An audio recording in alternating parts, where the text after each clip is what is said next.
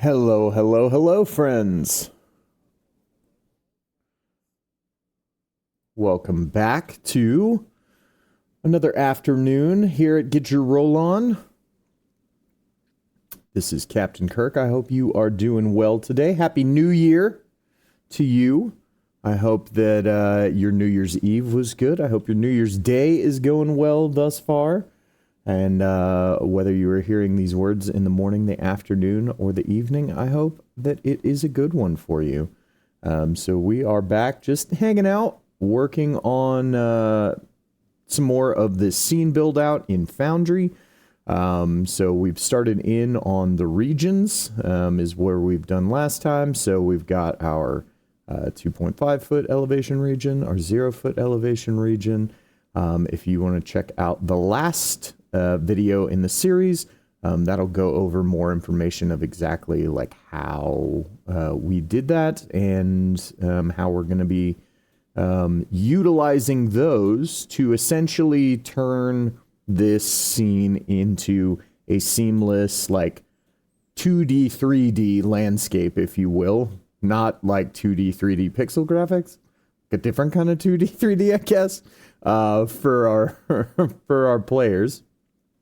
But yeah, we are going to get into drawing some more regions and getting those laid out. So the next region I'm going to create here is going to be our 5 foot elevation region. And so I will tag it as such. But yeah, I hope everybody's doing well. Let me get some music going here so that it's not quite so awkwardly silent. And given the title of today's stream, I figured that this track sounded appropriate to start us off with. So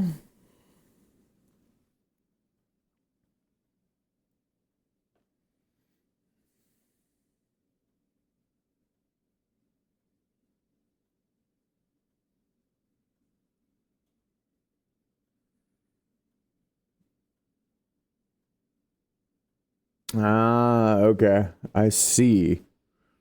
So, give me just a moment as I see that we are having some issues with the,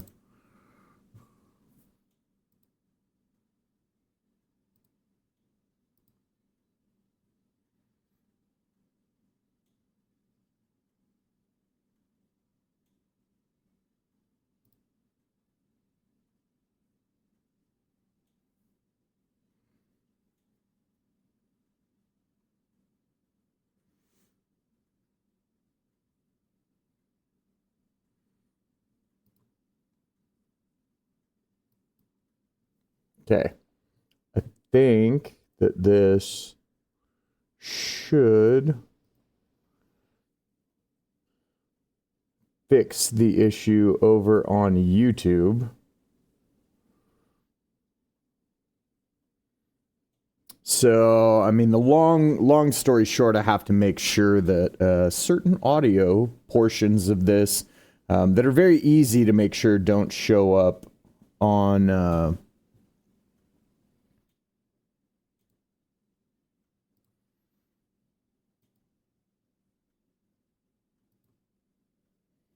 let's see if that fixes it.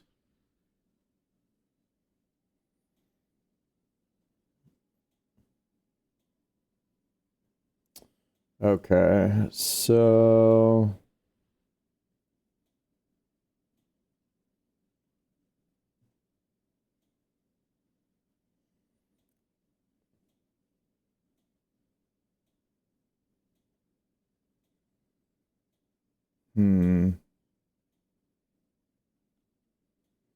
well, we're just going to keep going for now. If anybody does hop in on YouTube, please let me know what the quality and things are like. Because right now it's telling me that I have poor streaming quality because of what I mentioned prior. So an issue with some of the audio input that's actually feeding to YouTube. I think I adjusted it, but I don't know whether any adjustment midstream is actually going to take. So I may just end up having to scrap the YouTube side and then re-upload the VOD from Twitch. That's what I had to do yesterday's, because certain things got recorded that shouldn't have been recorded. And then that I never intended to be recorded either. And then I accidentally got a copyright claim. Oops. So we very promptly took down the incorrect version of the video that was put on the YouTube channel. But it may just be that when I'm streaming at least this, as opposed to games, I may just not dual stream. I may just not push to YouTube, and I may just re-upload the videos afterwards. But in any case, getting back to what we were doing, we're creating a 5-foot elevation region here. And then I want to, again, so if you were here yesterday, I mentioned that when I go from one region to another, I want to assign a very obvious color shift, right? Going from one region that's going to be adjoined to another region, so that way it's very quickly identifiable to me what region is sitting where, right? And I don't end up losing pieces of regions that are sitting next to each other in the mix here. So we'll do that. We'll update the color. And then, yeah, we should be able to go in and start drawing our regions. We've got that selected there. So we're going to do polygon. And then, yeah, we're just going to come down here. And we will start in on our 5-foot region.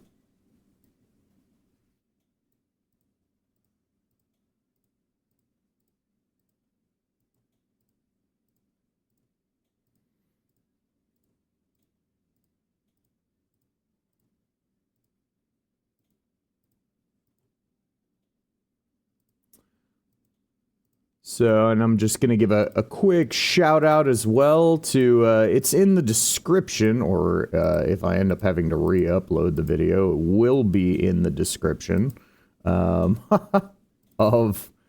the video on YouTube. But I want to give a shout out to Seafoot Games. They are the map makers who made the map that I'm utilizing for today's stream. They do really, really excellent work. Luke, the guy who does all of their maps for them, over there. It's this lovely couple from Australia, and they're really, really cool people. And I personally think they make some of the best maps for VTTs. And if you're not a masochist like myself, who insists on going in and doing all of this themselves, and you just want a quick, super easy to use map or scene for your D&D game, they also do fully animated, fully integrated, like literally ready to just import into Foundry with all the lighting effects and everything like that. And you can have these really beautiful scenes and maps just fully ready to go. I'm just neurotic. And so I have a very specific way that I want things to look in my scenes. And there's very specific things like this seamless sort of elevation shifting, right, that I'm using these regions to create that are just important to me in these kinds of scenes. But those are 100% not necessities.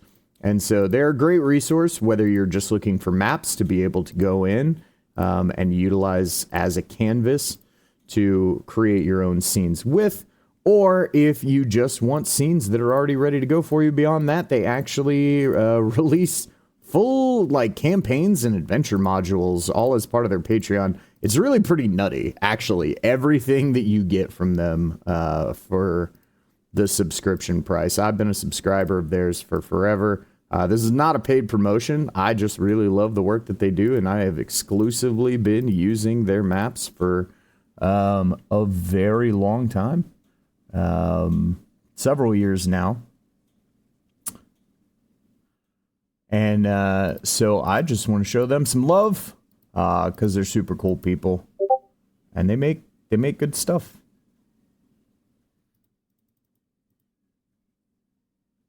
Sorry, I know it looks like I'm struggling here. I'm just trying to see this boundary. There we go.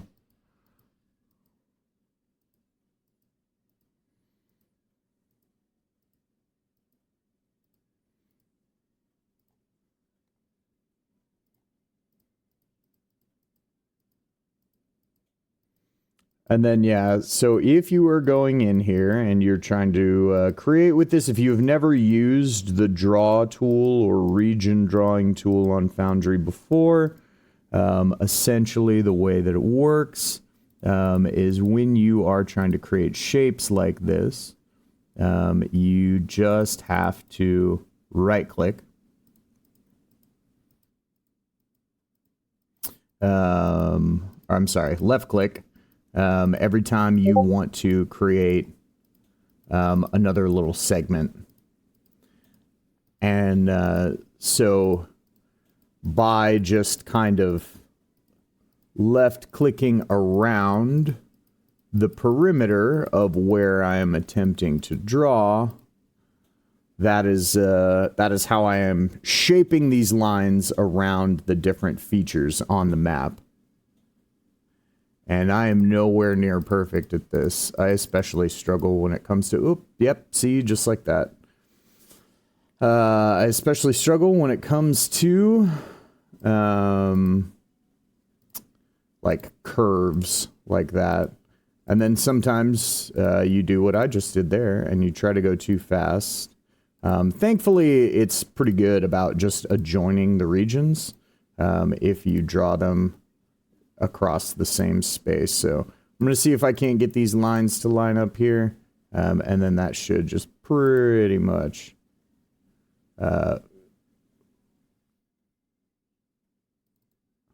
okay, so they weren't quite close enough, but they're adjoining. Essentially, they're going to act as one region, right?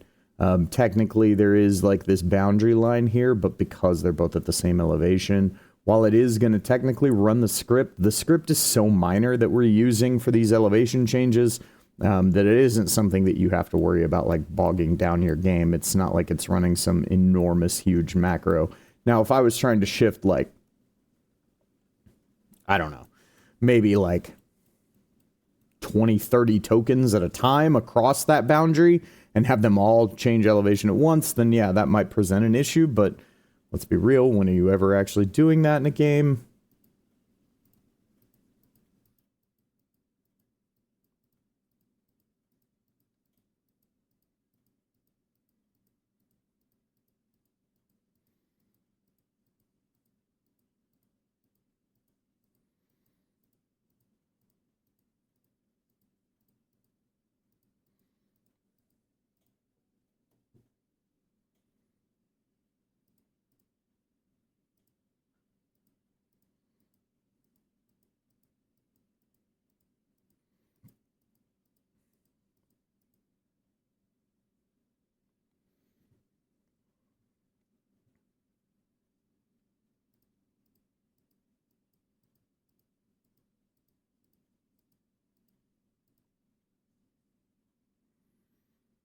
And here I'm just kind of having to estimate where I think this wall falls underneath that.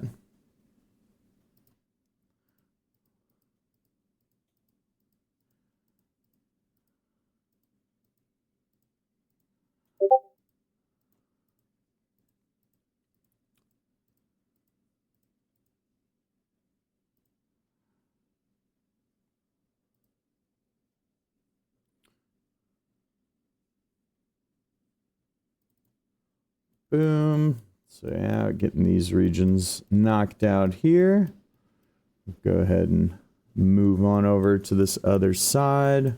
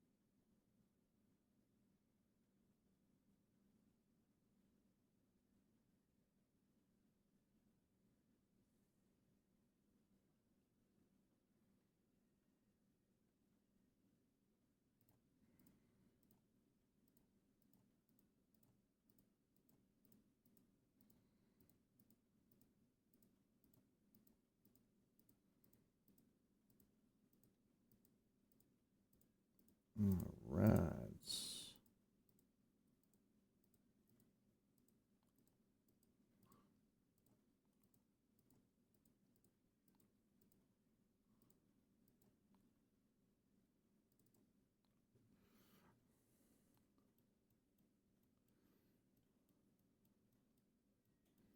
There we go. And then for these, you can see I find it easier to actually, in a lot of cases, draw this like outer boundary, right? And then just come along. And when I say outer, I mean the boundary that is not adjoining to the current region that I have next to it at the lower elevation. Because I just find that for me, it helps me create a better outline because I already have that sort of outline there along the already created region. This is the only part that during this getting your map to move, right, while you're actually drawing these regions can get a little wonky, but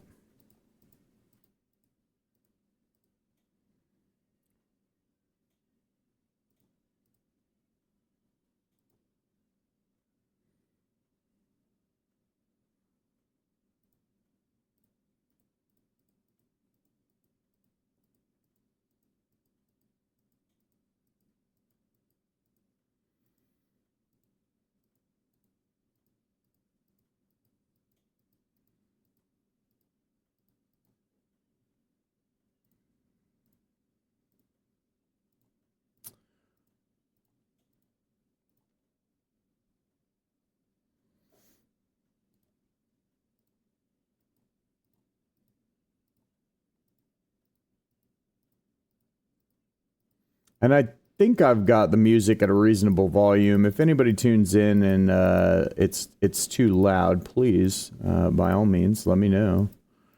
And I can certainly adjust that.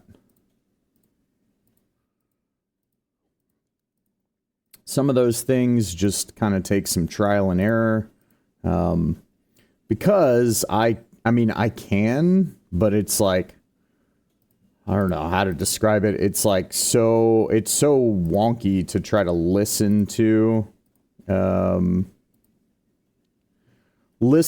my stream while I'm streaming because some people can do it where they can like hear themselves talking on a delay and they can just like keep going. Nope, my brain won't do it. It like makes me like weirdly slow down my speech and I feel like I'm just like constantly in a state, like it sounds like I'm melting, like because I just continue to talk slower and slower and slower and slower to compensate for like this weird thing in my ear.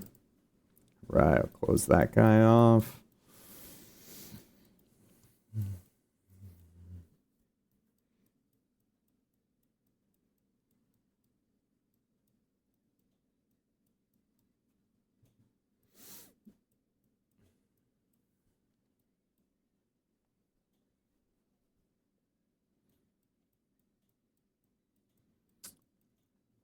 All right. Do I have... Aha, I do have some other pieces up here, so we'll finish doing these, like, rock outcroppings. And the truth is like, some of this up here, and this is, again, this is if you're... I'm, like...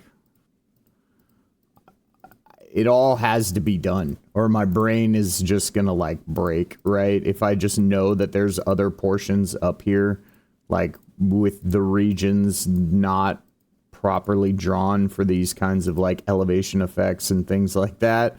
But like I was talking about yesterday, you know, Foundry can seem like a big daunting thing because you can use it for things like this.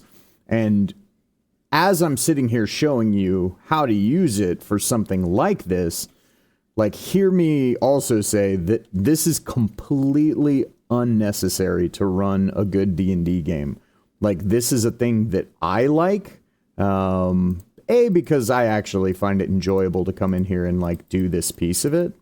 But two, I just feel like it creates that, like I mentioned before, seamless and immersive experience for my players, but in a way that a lot of players don't even necessarily care about, right? And so, like, please hear me when I say that, like, if you're here and you're hanging out and you see these, like, videos or you're watching these streams, like, just because I'm doing these kinds of things doesn't mean that this is the sort of thing that you should do. But I want people to know how you can do it, because this is one of those things that I actually... So I've been using Foundry for several years now. It's the only VTT that I've used since... I'm trying to think of when I started using it. I guess, like, 2022? 21? One of those two?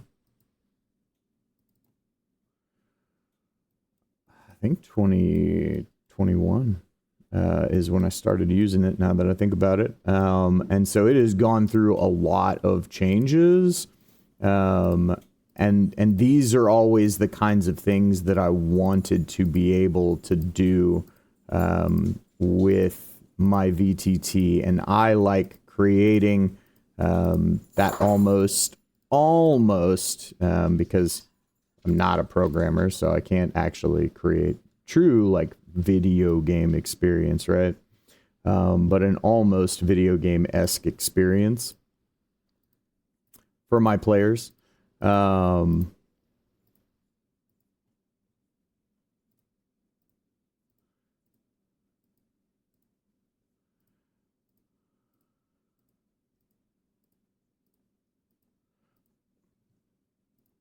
Because that's a rewarding piece of this whole puzzle for myself.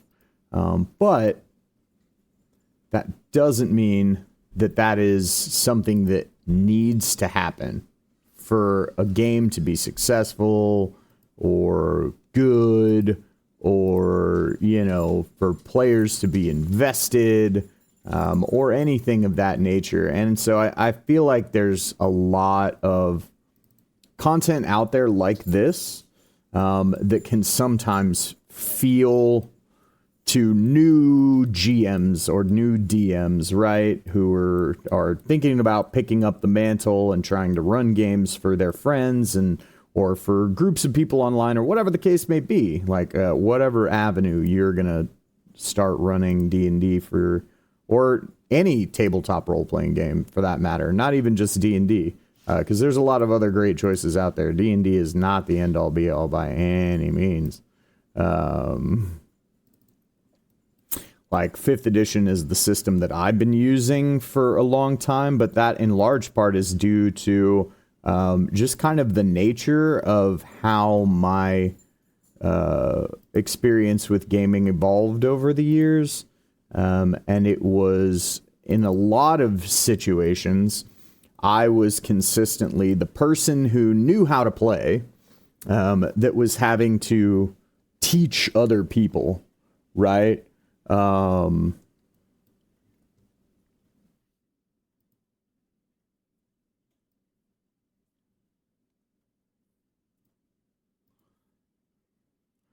And so I was always kind of looking for the most approachable, right? And so that was the biggest part of what led me to stick with D&D and Dungeons and Dragons for so long, is the approachability of it. And I feel like 5th edition is definitely the most well, actually, I take that back. I think 4th edition was actually the most approachable version of D&D, but only if you had just like an endless catalog of maps and miniatures and everything like that, because that game was essentially Wizards of the Coast's cash grab attempt, because they've had so many. All right, cool. So now we can do our region behavior. But yeah, that game was essentially their cash grab attempt, because they also released... So the ecosystem at the time is they released 4th edition. They had also released D&D miniatures as a, like, almost HeroClix-esque game where you bought randomized booster packs of minis, right? And so they had been doing this alongside 3rd edition or 3.5 for a long time.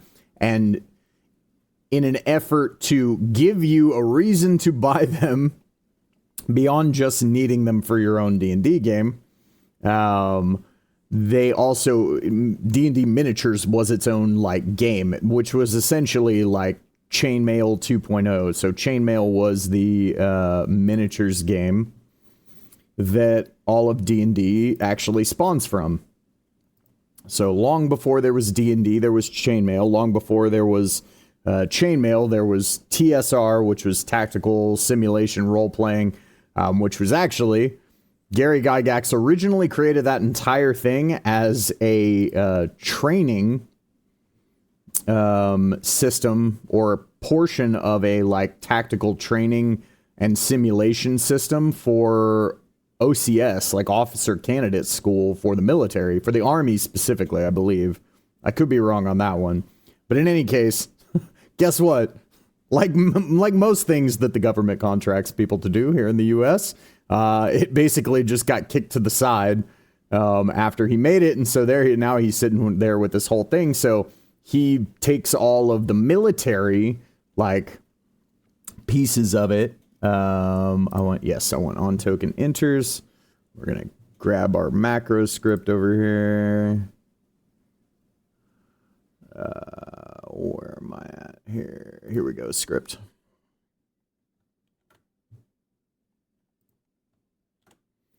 And then this is where we want to set the elevation height.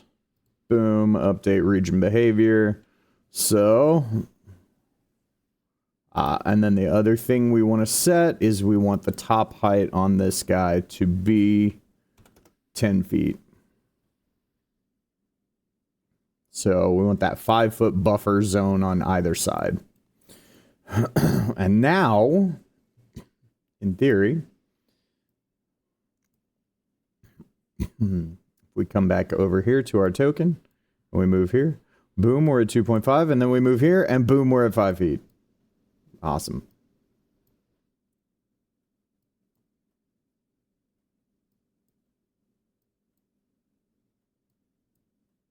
So that is the only downside, is it does mean that tokens are going to actually have to be, like, moved across these boundaries, because the script execute will stop the motion of the token. So do keep that in mind. I find that for the most part, that's really not that negatively impacting. Not for the most part. I have personally found that that's not really a negative impact, and that the benefit of the automatic height adjustments, because at the same time as that height adjusts, it's going to shift the token or characters, right, perspective, and then what they are and aren't able to see based on the height of different walls and other things of that nature. So I intentionally try to create those situations. So I don't really mind that piece of it, but it is an important thing to know. So. All right, and so, yeah, next we go to 7.5, and we keep on rocking and rolling, which means we're going to make... So this is the first time that we're going to need to set a bottom height, right? Because we only want, or I only want, you can set these at whatever height you want, right? For the purposes of what you're doing. For me, I just want that 5-foot catch because... I'm operating off the assumption that anything outside of a 5-foot elevation difference, right, is somebody who's like jumping off something or a character that might be flying or something of that nature. And I don't want a character at 30-foot elevation because they're flying around to move over one of these regions and then get, you know, have their tokens vision and everything like that sucked back down to, you know, 0 feet, 5 feet, whatever the case may be. So that's why I specifically assign these elevation buffer regions. So 2.5 and 12.5. So like I said, I want 5 feet on either side because this is going to be our 7.5 foot elevation. And then I'm going to go and grab a new color. Something that's going to make it very easy to differentiate.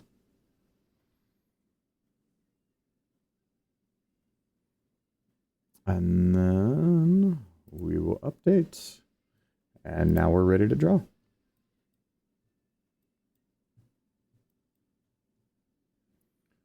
All right, so we can see here, as I'm about to draw this, there's this little super tiny rocky outcropping here.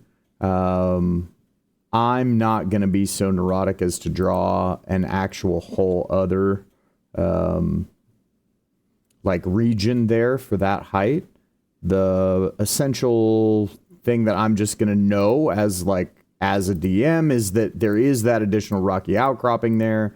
Right, and it is something that would allow somebody to more easily, let's say, climb up onto the palisade above, or would give them a shorter distance to climb. But that's a thing that I'm just going to handle ad hoc. I don't need the elevation shift to happen there. I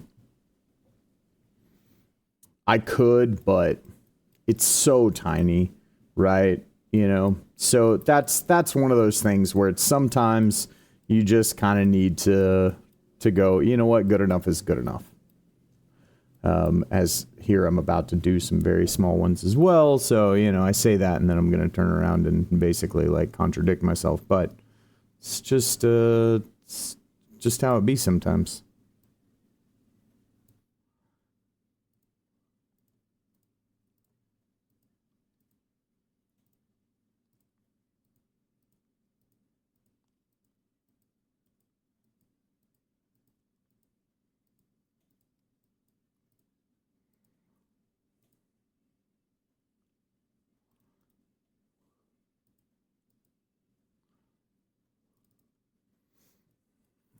Right. And you'll also notice that there is some gap here between the regions. And that's okay. Like I said, it doesn't need to be absolutely perfect, right?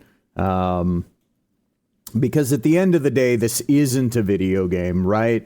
And because we're talking about essentially a 2D map, right, that we're just going to get to act like it's 3D with some of the sightlines and things like that, that we're going to create using these different region effects, wall heights, you know, things of that nature, then essentially it's not like this is an actual video game where having a gap or a seam that doesn't connect is going to potentially create some like clipping error for somebody that in a, you know, real-time scenario is going to like cause them to, you know, suddenly get stuck on something they shouldn't, and not be able to move for some completely unknown reason, that you can't really tell why.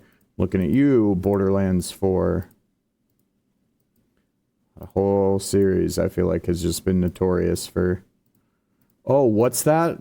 There's this incredibly tiny pebble in front of me that's somehow completely stopping me from moving? Okay. Thanks, game.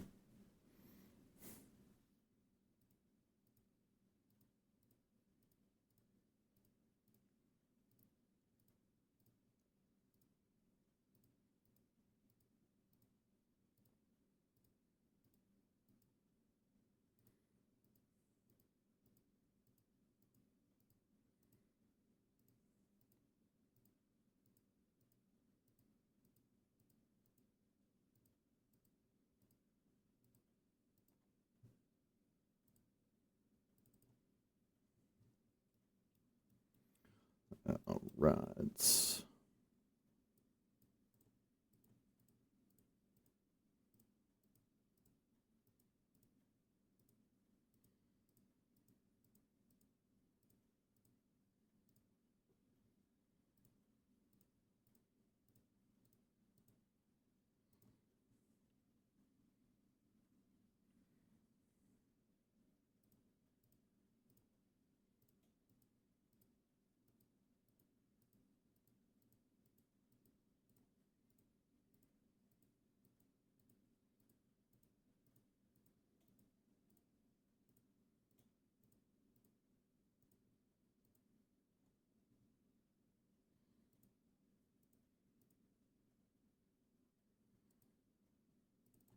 Right.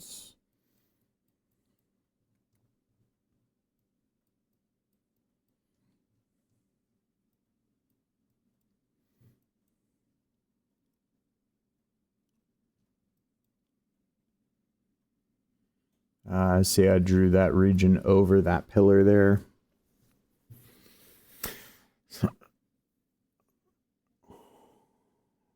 So this is where I can demonstrate something interesting. So I'm going to come back to this region, right? And we're going to draw another region here.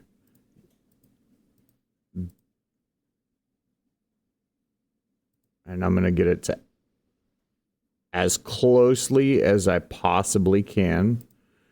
And actually, in this case, if it goes over a little bit, that's okay.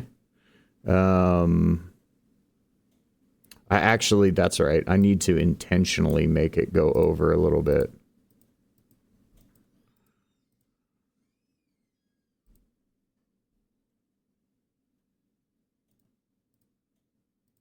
Okay.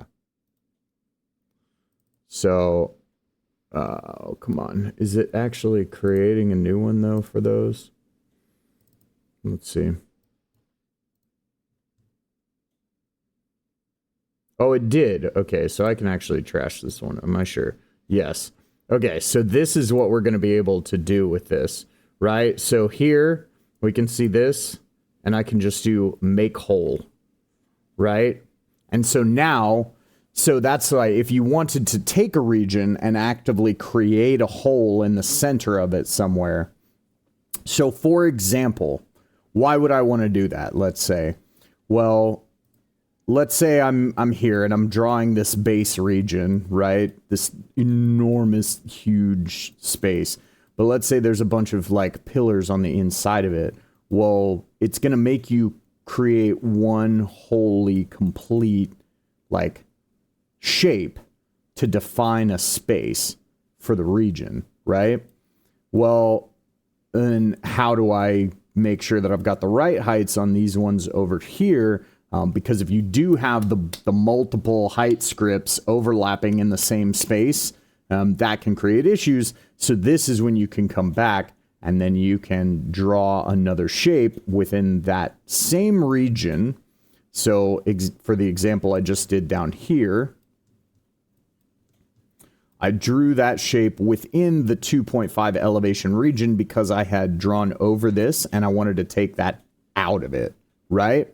So then I drew that shape and then I went into the polygon shape, and then you can just click make hole or fill hole, right? Depending on which one it is that you want. So all of the ones that I've drawn thus far are all full, but you can use that to create larger gaps in the center. If there was a building here, or let's say I was like, this has all of its constructed raised elements kind of around the outside. So it's very easy for me to draw my interior shapes and then just continue to draw additional shapes scaling up on either side. And that doesn't present an issue at all. However, if this were a map where it were like, let's say it's, you know, you've got one primary height and then you have a hole that's sort of your base layer, but you have a number of different buildings that are sort of in the middle of it. That would be the way that you could just outline the whole map with your base layer, bam, hit it, and then go back and then trace around the buildings to create those holes so that you could have that space more easily defined rather than trying to create a bunch of weird adjoining shapes that kind of go around the buildings in strange ways. So I just saw the opportunity to demonstrate that, and I felt like it was a useful thing to cover for a second. But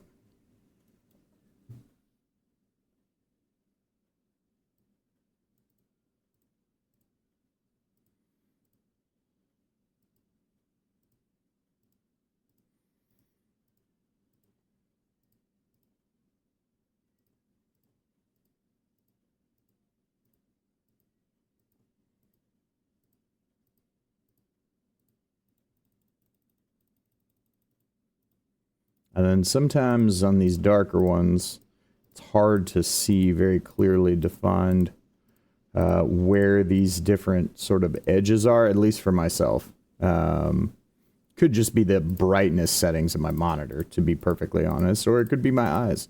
But that's a good example, like as you're going around and you're left clicking to create these boundaries. If you ever need to go back, you just left click a few times and it will undo your last sort of point drops along your border trace for your polygon object.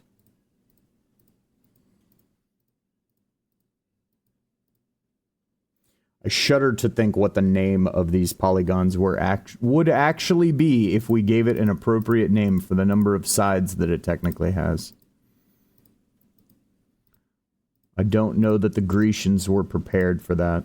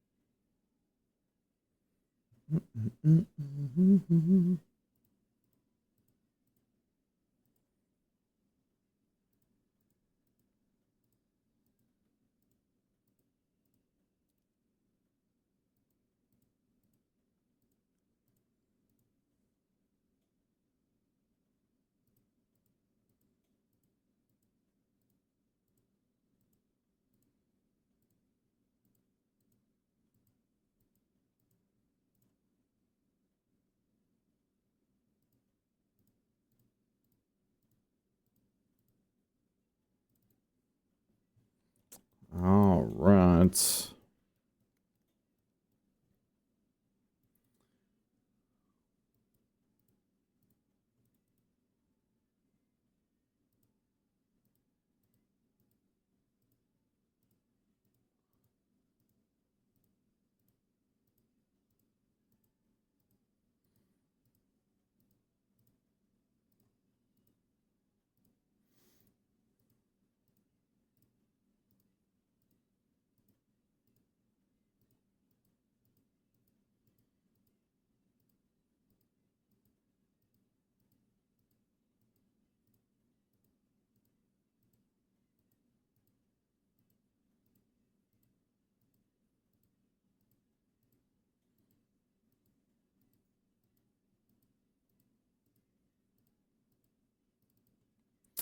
Right. Oh.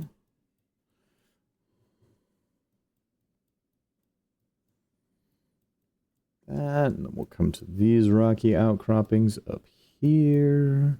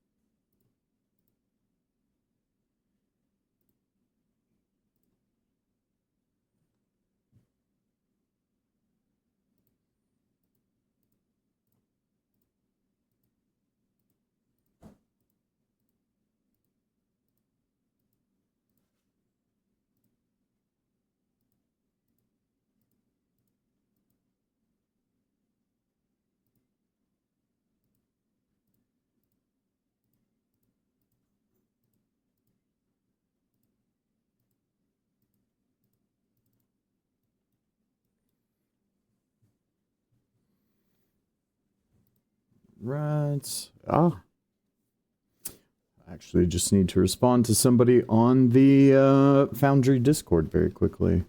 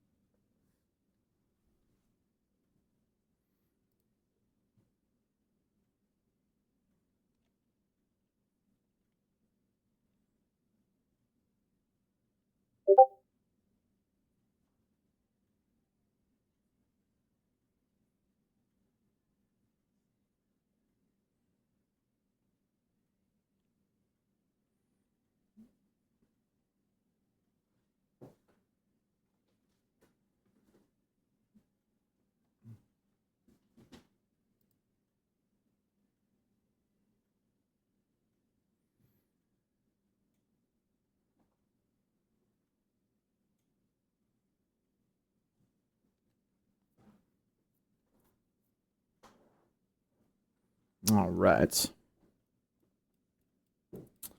Let me get back to what we were doing.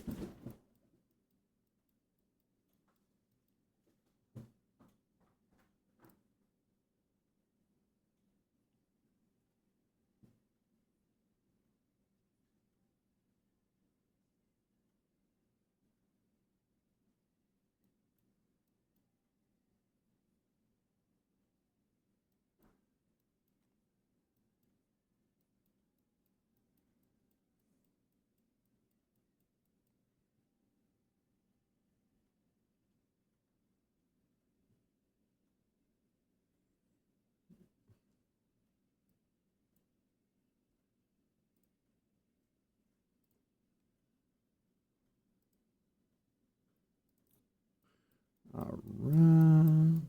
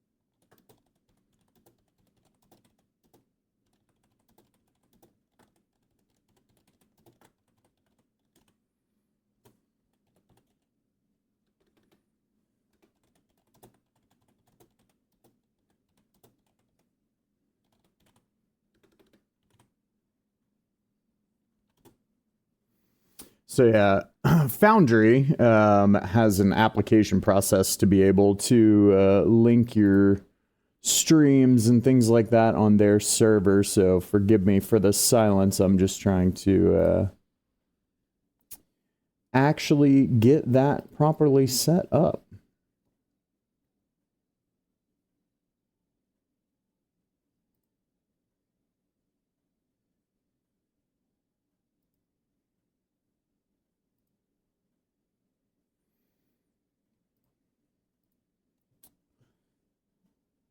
And so, and they are asking me to send them the URL to my stream.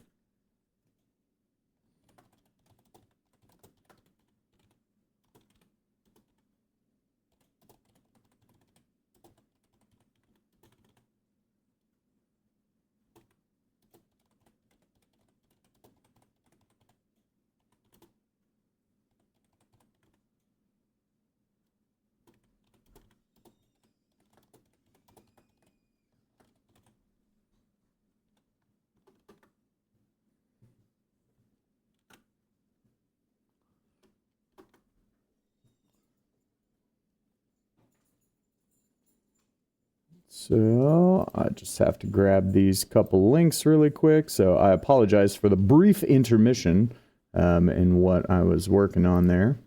We will be back at it in just a second.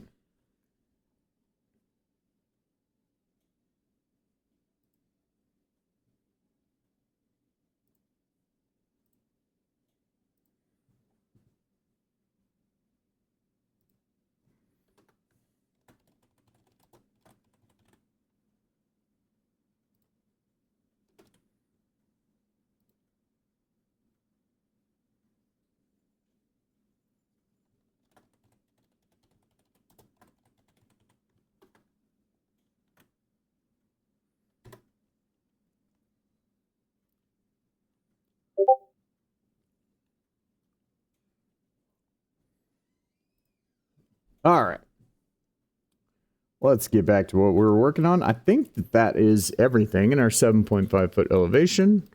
Just going to give a quick check. Yep, looks like we hit all the spots. Okay.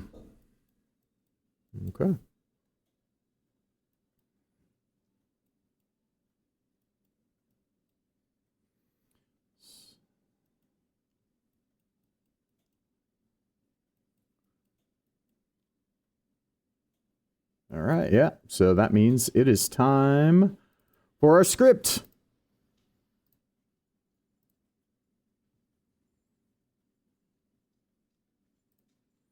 Execute script. Token enters.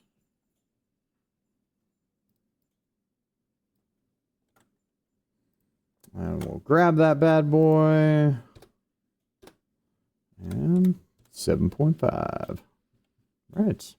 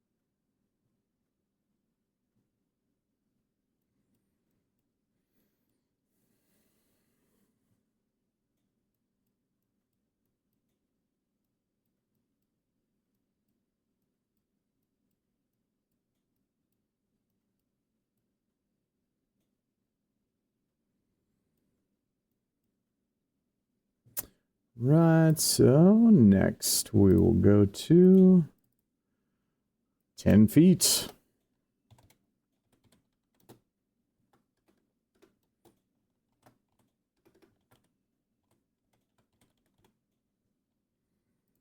And then we will once again grab a new color. Sure. Make it like a lime green, why not?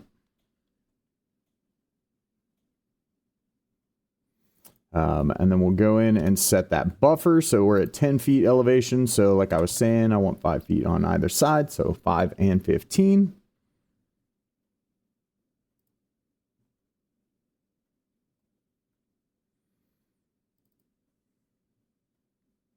And then this will also tell you, this is a good thing to note, because this will let you know if you've actually drawn any shapes in the region yet. If it says empty, then that means you currently have no shapes assigned to it.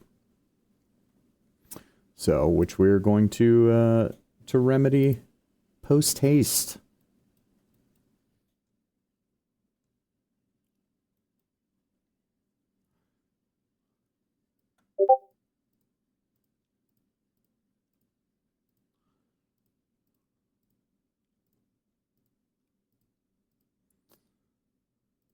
And so, yeah, another thing that kind of I feel like makes it important for myself, especially with this upcoming campaign, to do all of this, which I mentioned in the previous video, is that because things like cover and your sight lines and angles and all of that sort of stuff are going to be very important to the FPS 5e.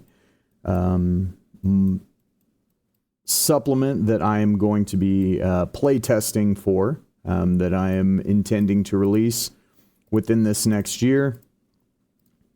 All of that plays kind of a not a much bigger factor in it, but because of the lethality, I will say that the options presented add to the game.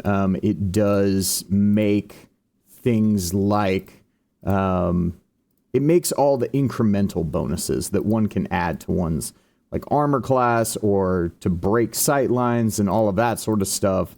You know, all of that becomes significantly more important.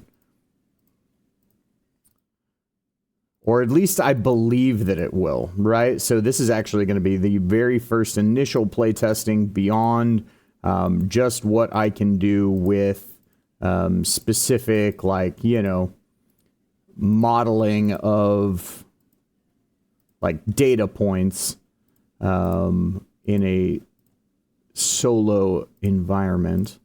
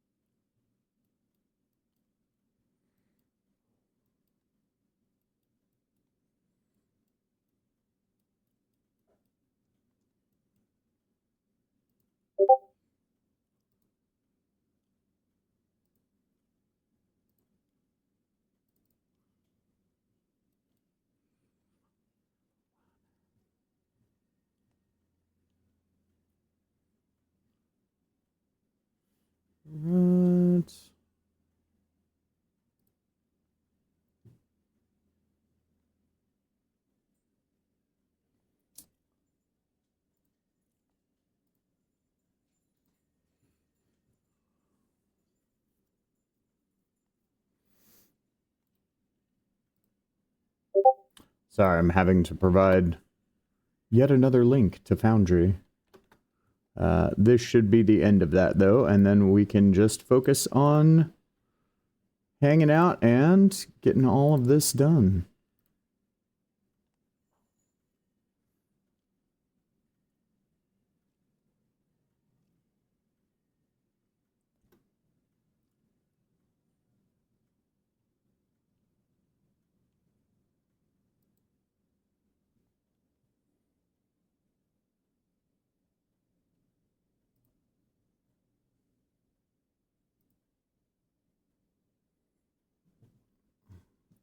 Right.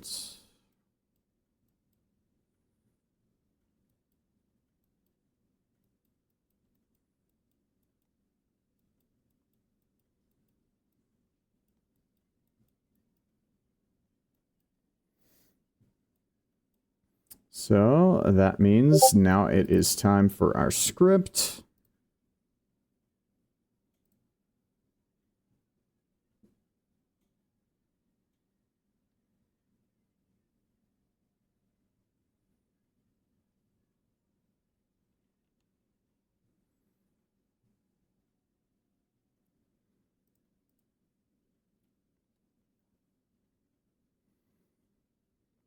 And we're going to execute script. Token enters. Do we still have this on the clipboard? Nope. Nope. Sure don't. The link.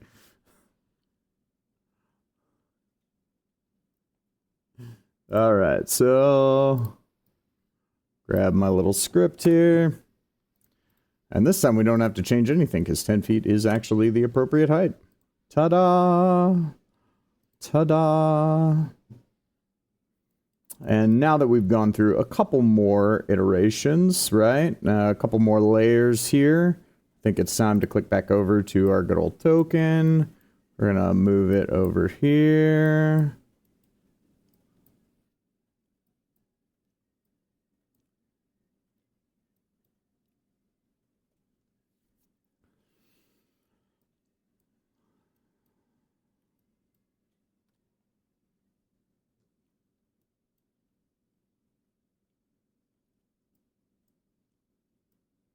And we'll just make sure that all of our elevation changes are hitting properly. There we go. They most certainly are. Awesome, awesome. So that means we can go right back to our region control, and we can keep rocking and rolling.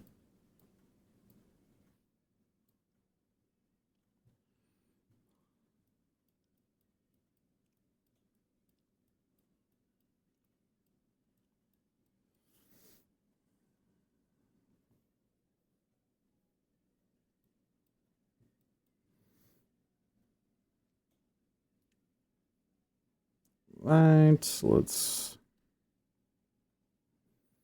So... this will be our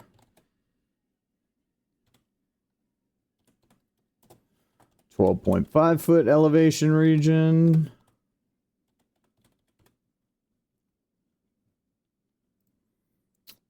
We'll make you, I don't know, red. Why not?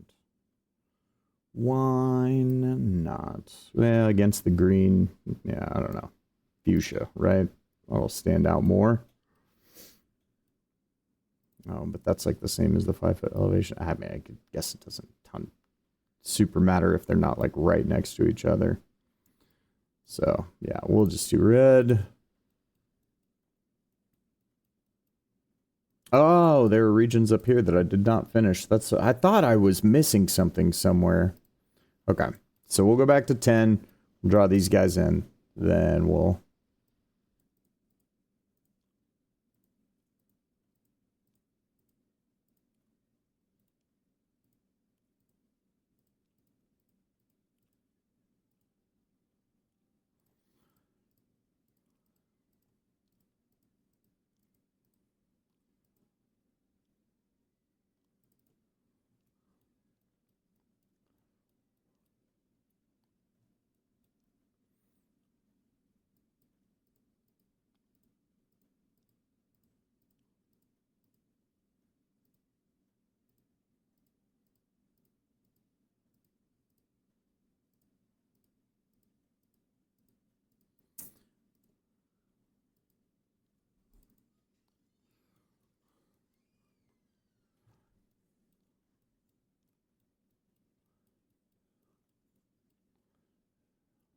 All right.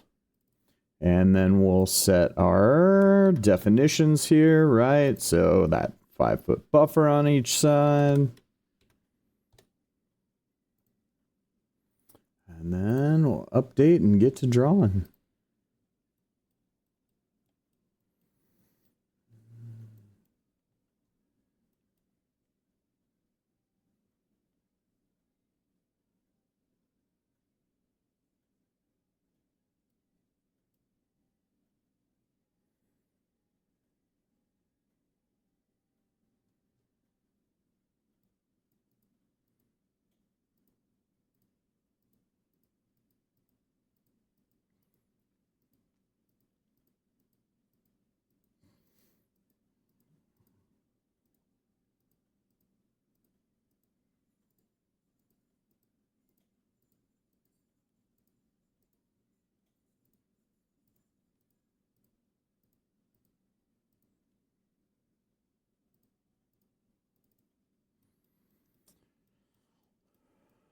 Right.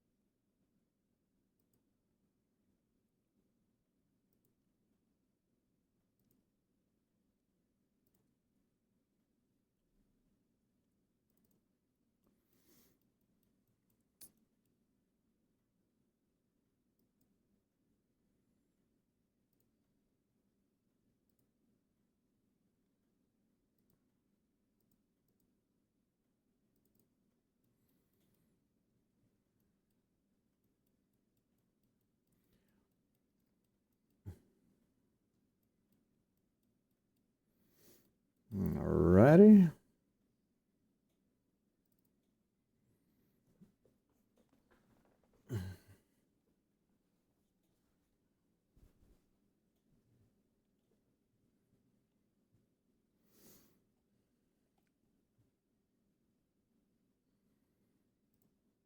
And we'll go ahead and plug our script back in now.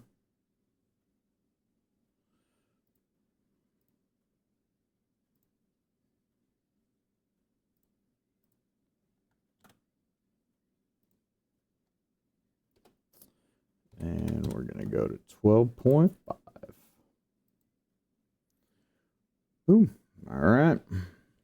And on to the next.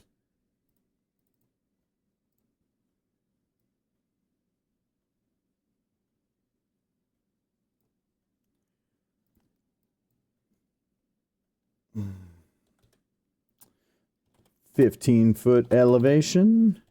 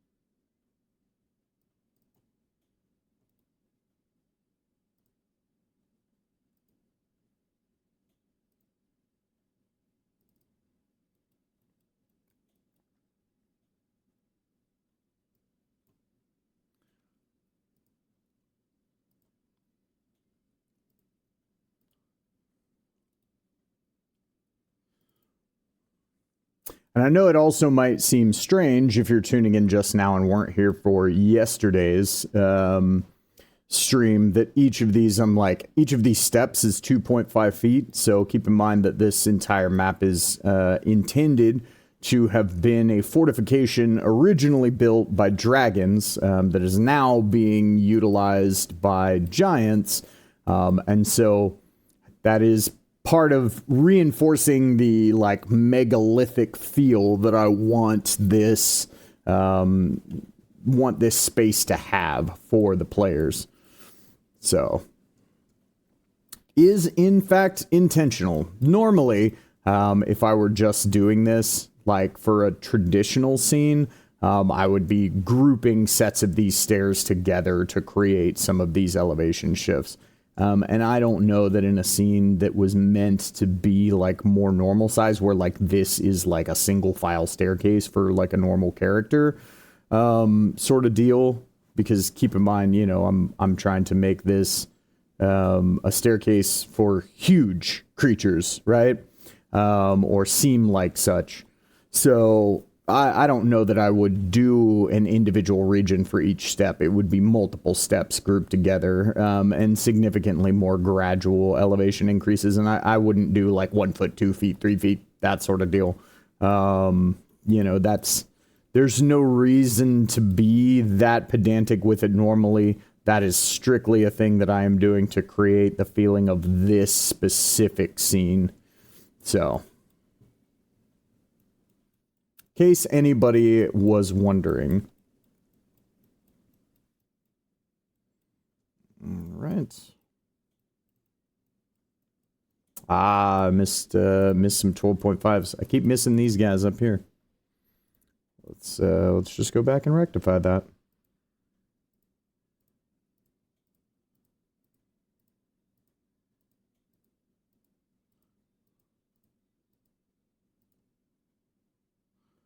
And I'm actually not going to need to do the level beyond this, because that will actually be the highest height there, because this is just going to be an overall, like, essentially meant to be like a cliff wall boundary. So that's going to be an infinite height wall, so I don't need to make any modifications there. Same thing once we get to this side over here, I won't need to.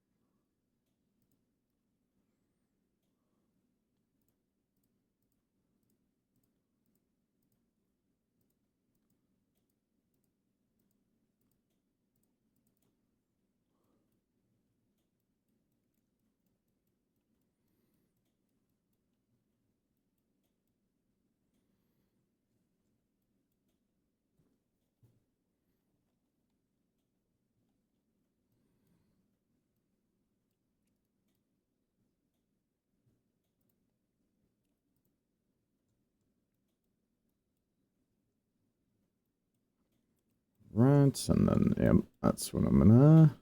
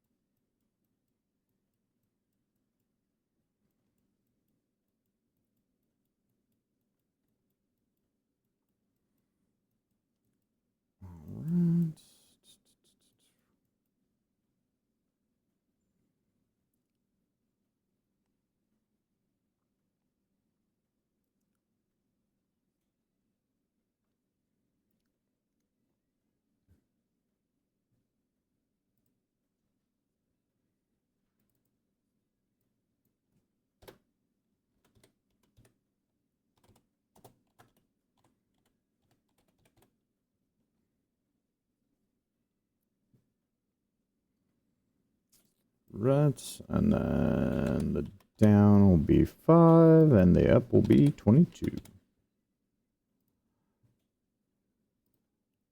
Boom. Wait, did we put the 15-foot elevation script in? We didn't.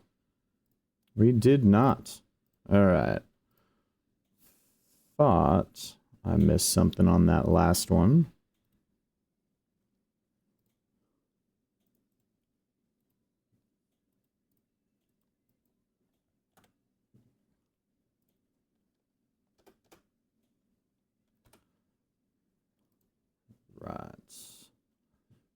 fix that, and then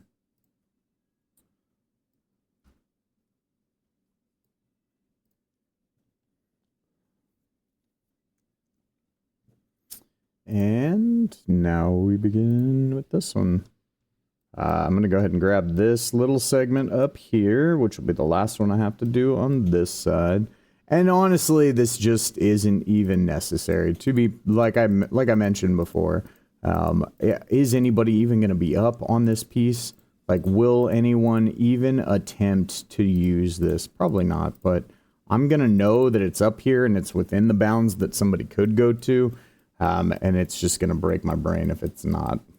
It won't actually break my brain, but it's just like, you know, it'll be that thing that's just nagging at the back of my mind that whole time.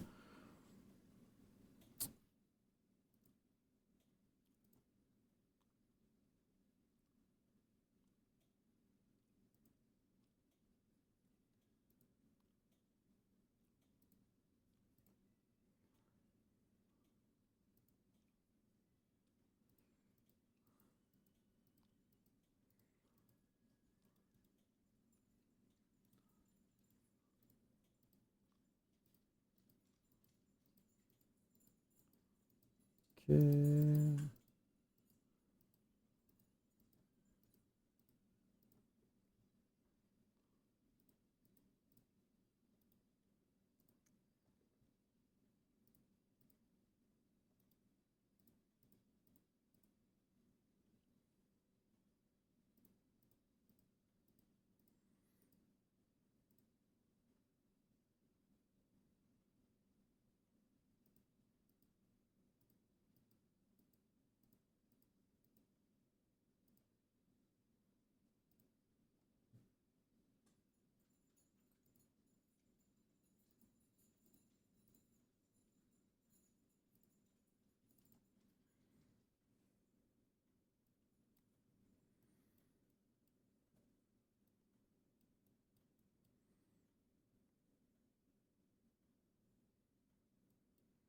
All right. So, and this also tells me, this is part of why I do these in layers like this. So this platform is here and is at 17.5 feet. I know that this layer down here where these like pillars come up from, right, is clearly lower than that. But I know that it needs to be higher than this over here. So that tells me that this whole platform thing, because some of those pieces of it will decide the height of that portion of the map for me, right? When I build it in layers like this, and start working my way up, and whereas before I would have just had to make the decision, right? If I hadn't done this part of the process first, I would just have to make the decision, okay, I'm going to put walls here and they're going to be at 15 feet because that's how high the wall, I want that wall to be, or 20 feet, or I might put it at 10 feet. But then if I put that at 10 feet, that means each one of these gradients, like kind of leading up to it, has to be 1.5 feet instead of 2.5 feet differences in elevation. And so it's by deciding the scale based on creating this regions like this, for me, as my part of my process, it just helps me have a better understanding of what height certain things need to be. So I'm going to go ahead and finish out this 17.5 foot elevation region. And then I'm going to go back and I will add that section that we just talked about, and that I just pointed to up front, to the 15-foot elevation region.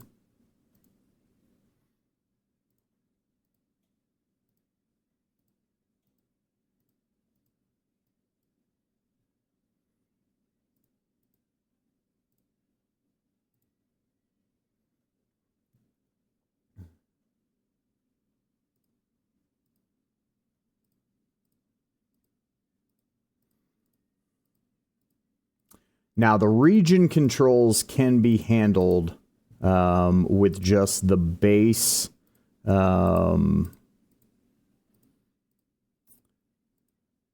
Foundry itself. But your height, your wall height, and that sort of deal, That is a functionality of the wall height and better roofs modules. So you will need both of those to achieve this sort of, 3D canvas effect, if you will, or 3D, 2D sort of effect that we're going for by utilizing the regions and our height elevation changing script as we are, because by default, if I'm not mistaken, now I have just been using wall height and things like that for a very long time now. And I believe that that functionality is definitely still part of that module and not something that is in the base Foundry. So if somebody knows otherwise, please, by all means, correct me. But yeah, so you'll need those to help create this effect.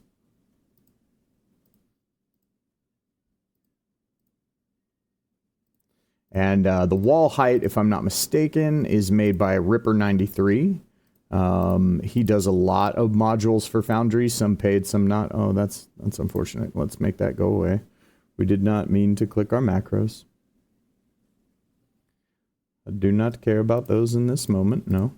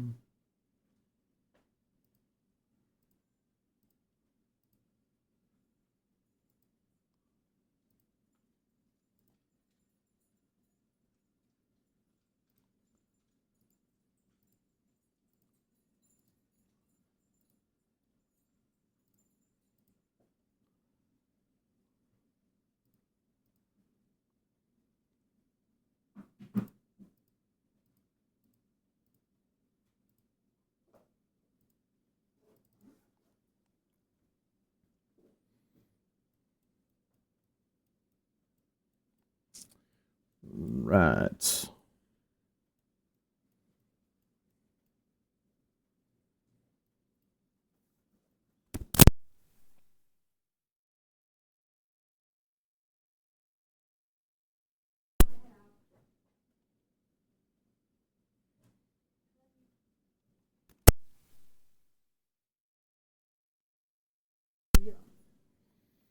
All right. So.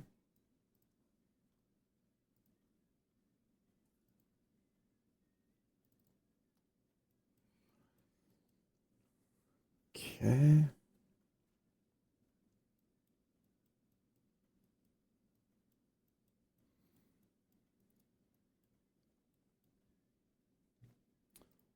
Right. So now let's go in and we'll add these guys to our 15-foot region.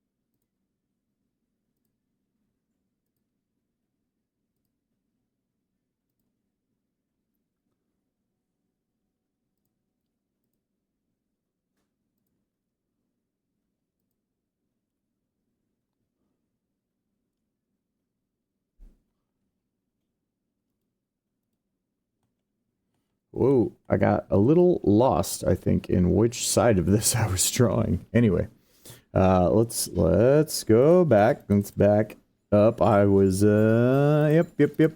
All right, there we go. I was like, wait a minute. Something about this doesn't feel right.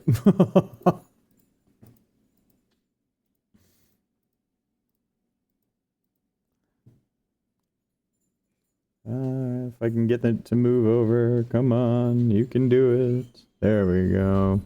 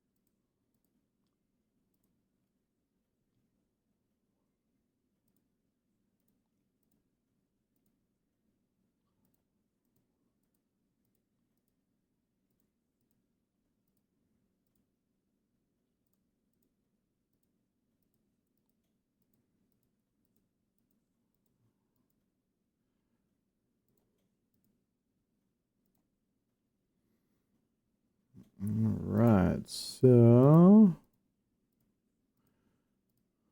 And this is kind of a good example of, I talked about yesterday. Sometimes when you're drawing these shapes, it looks like it is going to, you know, when you hit some of these angles like this, it looks like it is going to create a dramatically different space than it actually is. The other thing that this is good for is this is a great example of when I talked about before doing holes. So I'm going to draw this region completely around this statue, right? Well, I'm going to then go back in and do another polygon shape around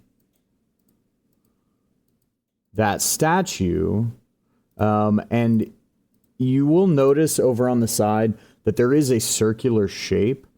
I find that the point of expansion on both the circle and the square, and what I mean by that is, like, I'm going to click somewhere and then I'm going to start to drag outward to set the size, right, of that circle or square. So the point of expansion feels very strange and unnatural to myself personally, and so it makes it very difficult to actually get the shape to line up properly. And as of now, as far as I am aware, there is unfortunately no way to move one of these region shapes once you have put it down. Nor do I think, now in this part, I might be incorrect on. As I'm saying it, I kind of feel like I probably am, but the last time I attempted it, I'll say that. The last time I attempted it, you couldn't just convert a drawing, which is much easier to actually just move, right? Like once you have a drawing, you can just pick the whole thing up and shift it around. Change its size, all that sort of jazz. But these shapes that you're drawing for a region, you can't. Like, they're in the spot that they're in, and they're locked in there. At least as far as I am aware.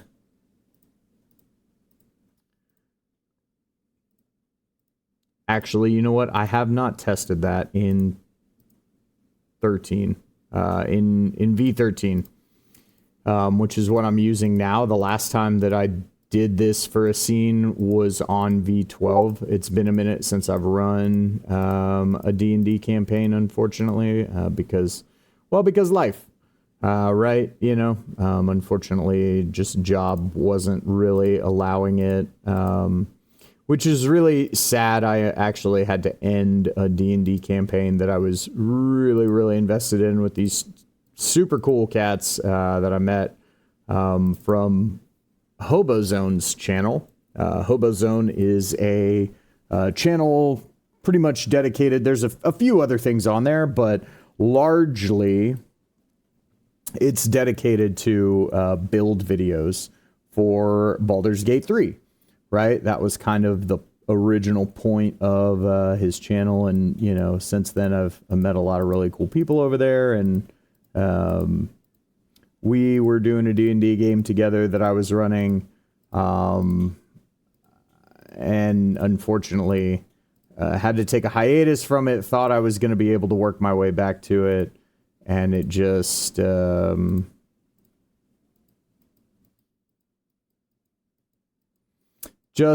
didn't end up being able to happen, much to my chagrin. Right, so now we're going to see that last shape completely disappeared, but we'll know from before, right, when we mouse over it. Here, we can see, boop, and now it's a hole.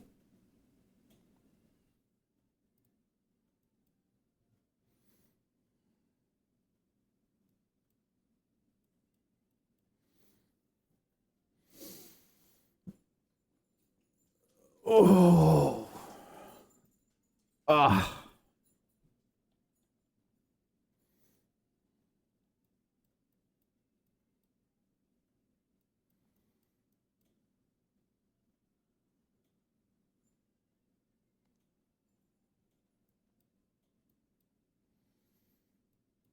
And then I'm going to come over here and keep on drawing.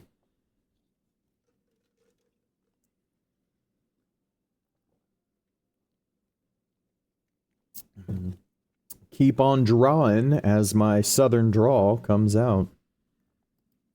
Lived in Texas for a very long time, and so, like, there's some words that it just, like, when I say it in certain tones, that draw definitely hits. And then there's other words that I say that I get told I sound like I'm from, like, Wisconsin or something.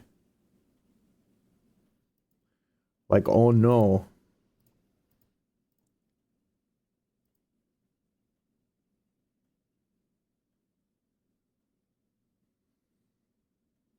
Yeah, I want to do the inner perimeter first. Or the outer perimeter. Whatever, I want to do this side first. Because it's not necessarily inner or outer.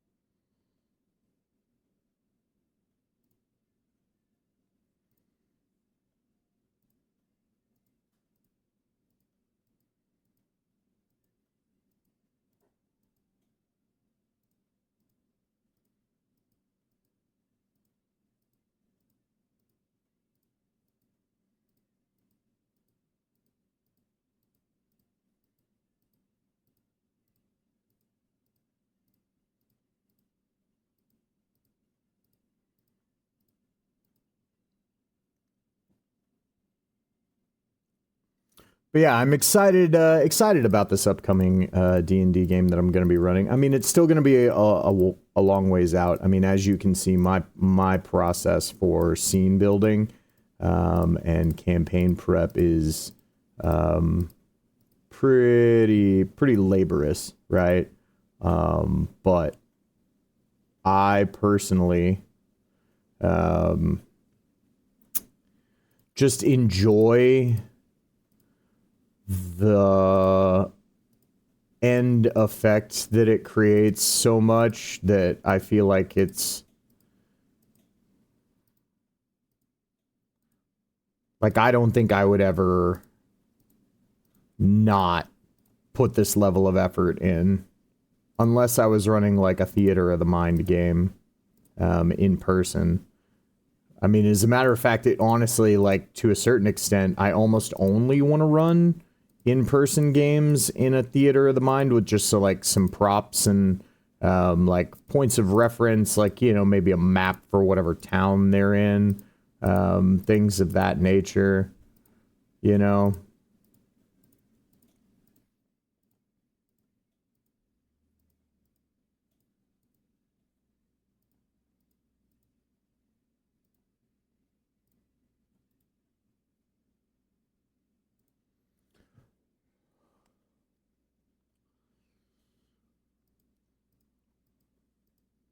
Because I feel like even if I were running an in-person game where we were gonna be super tactical with the maps and that sort of thing, I feel like I would just try to figure out a way to project an instance of Foundry onto our play space somehow, whether that be, you know, a screen up on the wall or, you know, some type of screen literally just like laying down in the middle of the table.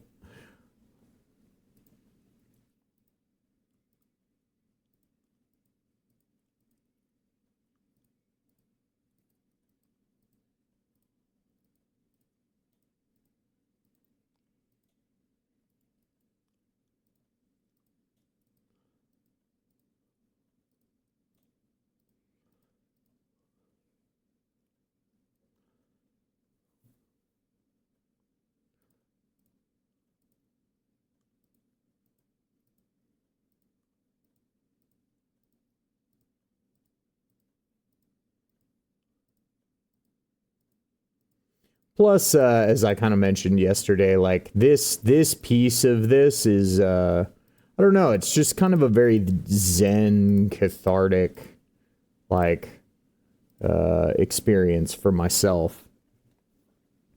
Some people don't enjoy this, right? And that's I guess the piece of it is like I actually actively enjoy this piece of it.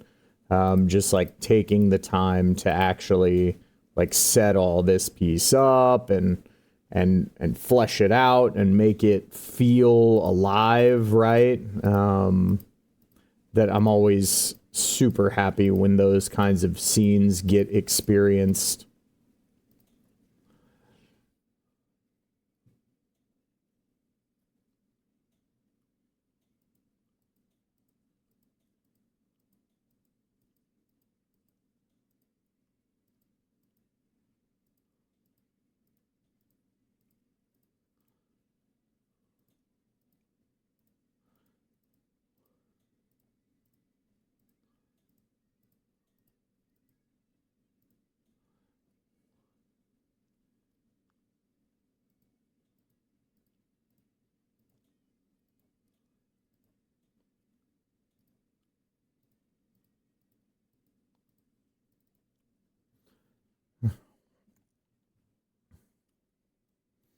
Right, and then I'm gonna have to create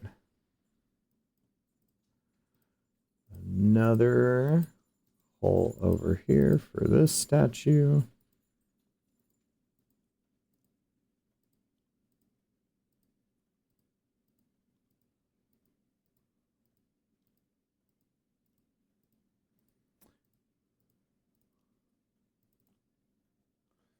Right, and Boom.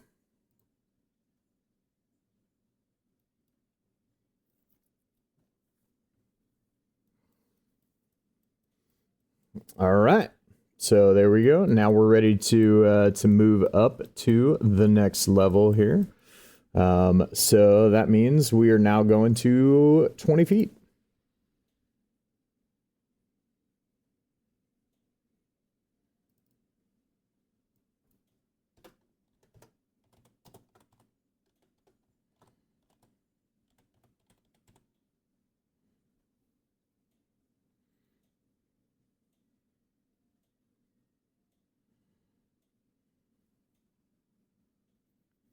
Oh, nope, we are not. We are not ready to move on to this. Well, I mean, we can be kind of, but so let's set those ranges there. Update. If I am not mistaken, yeah, that's what I thought. We did do 15 foot though. Okay, cool. So I realized that I never actually did the execute script here. Token enters. And is it still on? Ah, it is. Cool. Cool, cool. Still on the clipboard. Okay.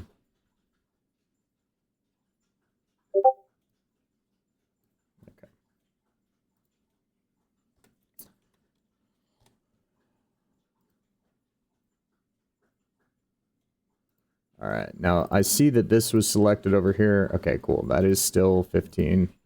I always get a little paranoid, so that was why you saw me like moving those windows around, as I realized I was working on this like behavior script. But I was all of a sudden like saw that I had 15 foot selected over here because I had it drawing there still. So I just wanted to make sure. All right, so we'll come back in here. And we'll give this guy a new color. What are we? Yeah, sure. We'll give it like a hazy gold. It's at least easily identifiable against the green. So, I mean, that's what there's, you know, essentially you're going to run out of colors at some point when you're creating this many regions. But it doesn't mean. So essentially, I know that I can't have every single region be its own unique color necessarily, but as long as the primary regions that region abuts, right? So like the region on this side, the region on this side, as long as those have the differentiation I'm looking for, then that's the important part for me. And then we're gonna come in and do this. Rock outcropping back here.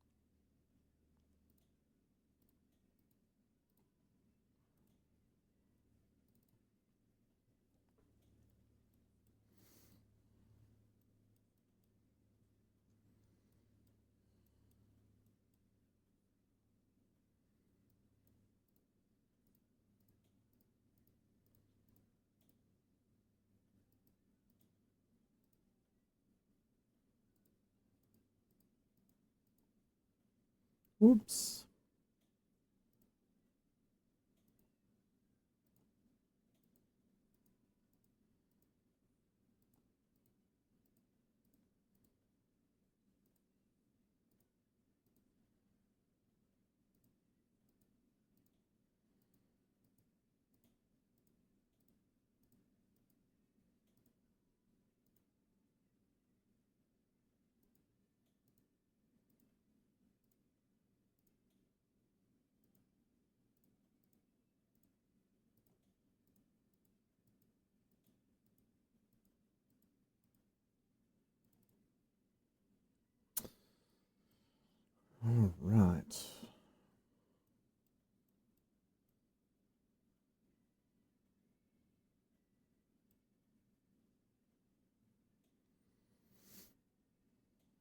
I'm going to have to decide what to do with this space here in a minute.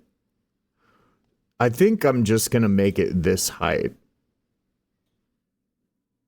But it seems like it's pretty significantly recessed beyond that. I almost feel like that needs to be part of the 15-foot elevation space. So we'll go back and do that.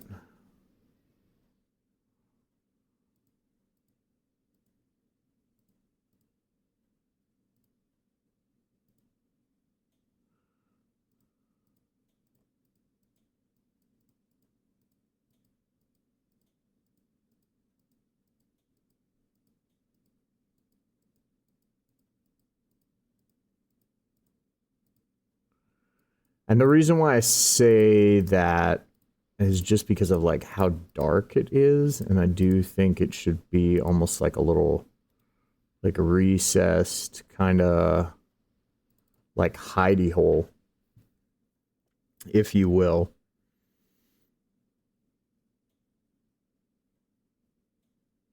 Yeah, I like that. Okay.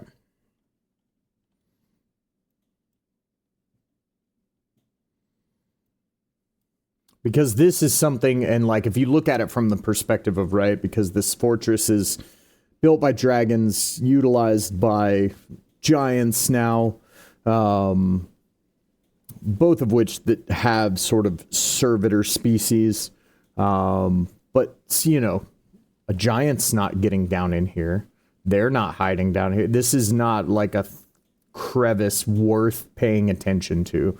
So I just don't, I feel like it kind of makes sense that this space could be here and wouldn't have been seen as like some potential weakness to be closed up or anything like that, because that's like a beyond the concern of a creature like that.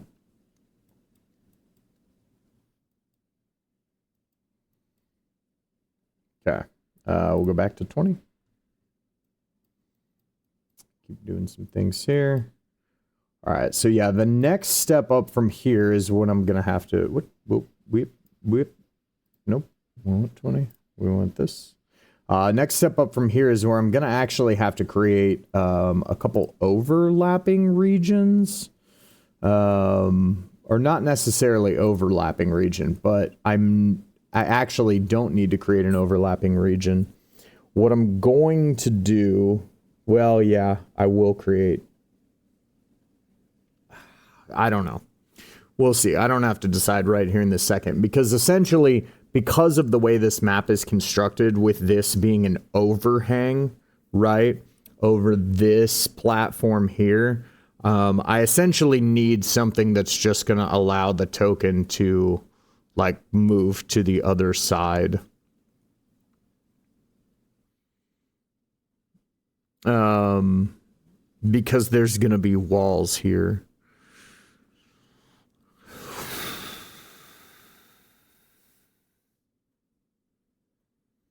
There are some ways that I could do some things. Yeah, no. Yeah, I mean, I think that just having like a teleport to the other side is going to be the easiest way to handle it. Ideally, like if this were a perfect world scenario, this map would actually have like two pieces, one layer that I could set as the background, one layer that I could set as the foreground. So that way I could have tokens like actually walk and utilize this space, right? And this would just be occluded and like not visual to anybody that was underneath it, not visible to anybody underneath it. And then once you reached a certain height, that these pieces up here would then become visible. But I understand why the map doesn't do that, and why the map maker chose not to do that, because you have these battlement areas that very clearly see down into the main sort of parade ground, if you will, of this sort of fortress structure. So it makes sense, right?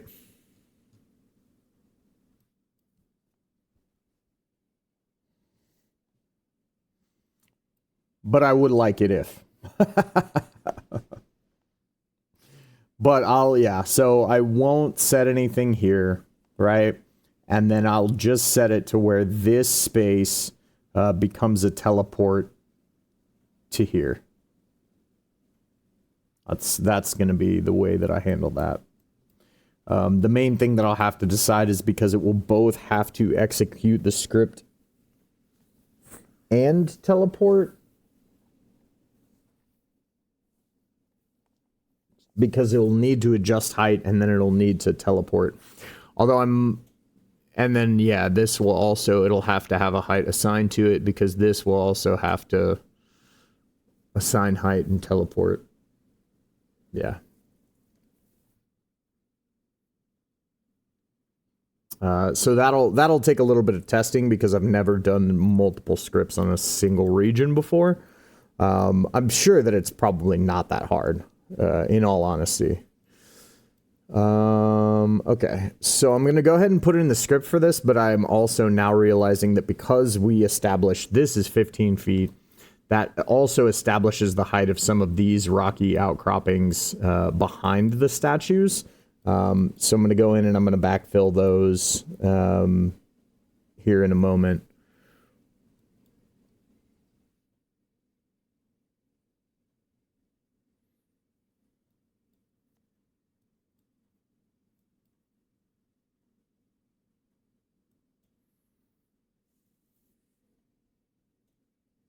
Okay, right. We're adding the script. Execute script. Token enters. Voila. And 20 feet.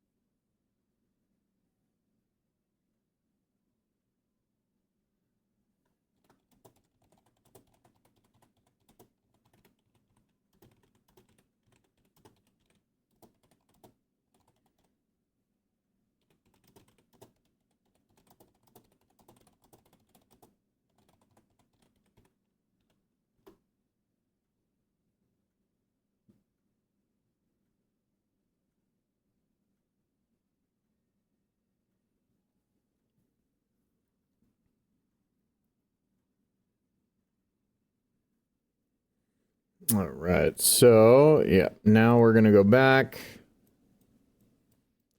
here. Now we're gonna add this guy to our 17-foot region. Some of this band back here.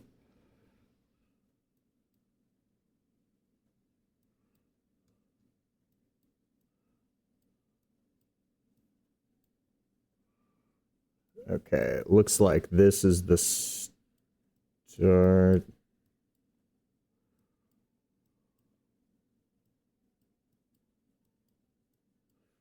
Okay, so because of the way some of this texture overlaps these plinths that the statues are on, This is kind of where I have to make a decision call of like what height I actually want those to be at. And so maybe because in my head, I kind of wanted these plinths to be about 10 feet. So if I follow the boundary, right, of what's here, it does look like this first tier here is the same tier that overlaps our statue here. So I do think I'm actually just going to save those and have them be almost like an overhang, right? Because if this is at 15 feet, then I know that this plinth, if I want this to be 10 feet up from this platform here, because keep in mind, 10 feet seems like a lot, right? Until you factor in that these are the raised plinths that are being created by dragons or giants. Enormous creatures. And again, like I said, kind of reinforcing that megalithic nature of this whole thing. I suppose maybe the 5 foot, as I'm saying this out loud, maybe a 5 foot raise is even for that more appropriate. Nah.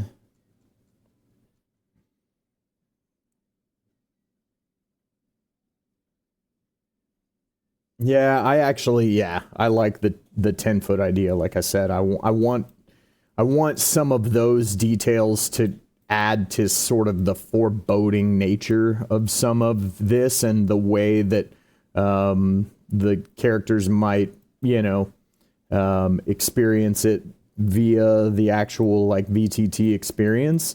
So I am going to do that 10 feet up, which means that's going to put that at 25-foot elevation. No, I am going to do it 5 because depending on, actually, I'm just going to wait. I'm going to wait on all of that until my rise across here, and continuing to build up these pieces has established the heights of everything else here. Once that height has been established, then I will go back and I will decide on the height of these plinths, and I will decide those, because then that'll all make it feel more seamless rather than forcing a decision now. There's really no need to. The regions will be there. I can add them to them at any point in time. So now you get to hear some of my thought processes while I work on stuff like this. All right. We did our script, which means we're now on to the next. Yep.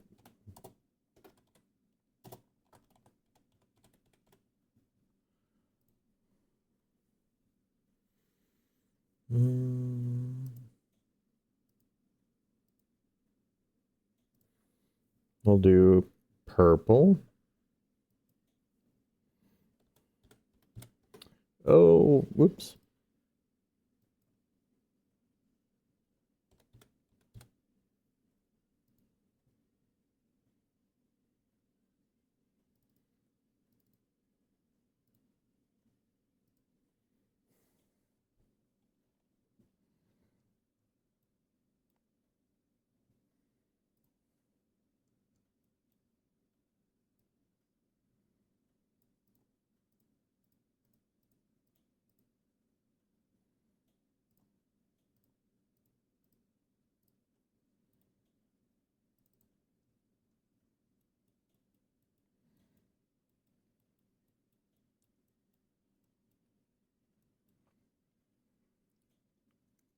Okay.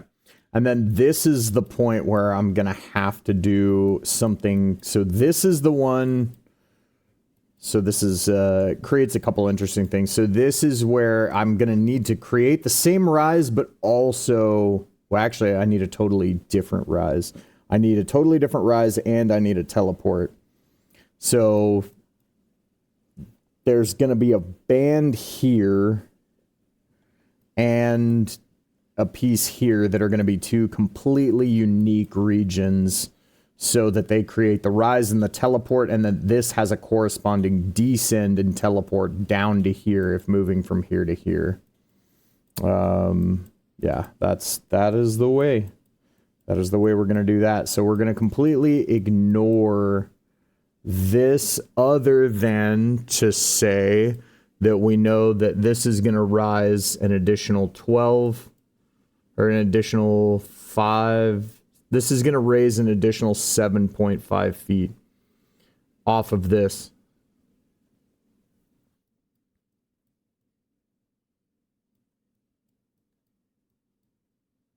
Which means that this platform up here is going to need to be a part of the 27.5 foot region. All except for the little boundary area that I'm going to create, like pretty much to cut off like right here. I basically just need a strip, right, that's going to go across and down for that other one. So then we'll start this region. This will be part of the 27.5 foot elevation region. Okay, cool. That helps me know that.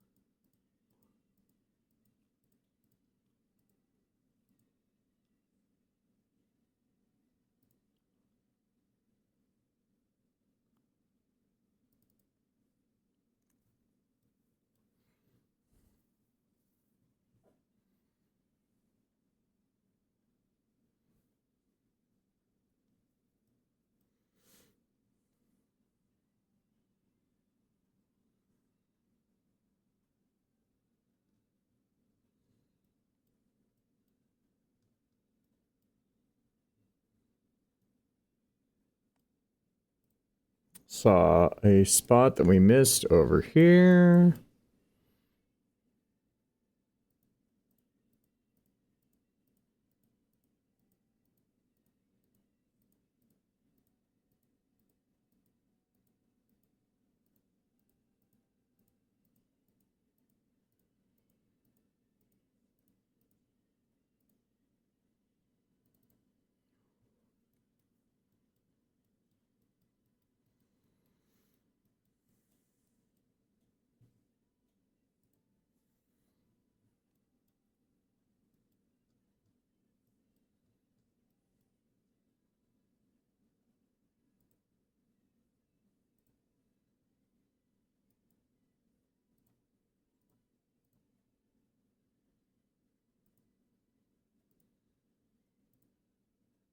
Whoa. Whoa. Whoa. Why have we... Okay. Ah, there we go. All right, weird. We definitely selected that beforehand. This is why the color is important. Because I definitely saw that it was not drawing the appropriate color region where I was trying to draw.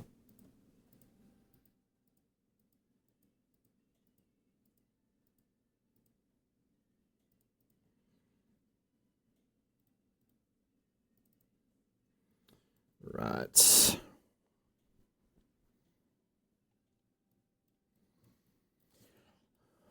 So now we're going back to when I said that this whole thing, by the time we were done, was going to look like a madman's gradient map. Now you know why I said that. All right. But, yep, and we're still waiting on those out there. We're not making any decisions on that yet. We will decide after the fact, so we just want to hit this with our script. And then we can move on to the next.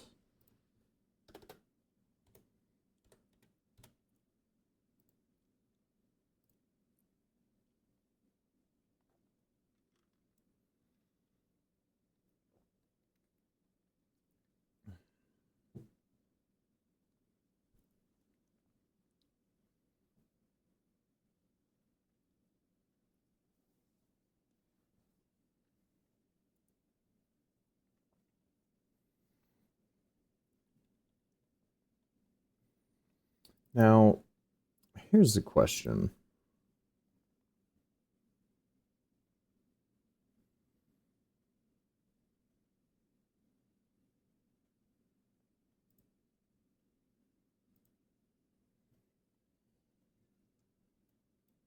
Okay. I'm wondering if there's a way to, and I don't know enough about scripting. Ideally, at some point, I would like to improve that script that allows for it to not necessarily create the pause as a character changes elevation. But, you know, for now, can deal with it. And honestly, since you can, I use the, so there's a WASD token movement, either option or module. I'll look that up. I will get a full module list of all the modules that I use for my game, actually. And I will get that and start having that linked in the description of these videos, so that that's available for people to check out, or so that I have that available for people in the Twitch chat, and I can throw that in there for them.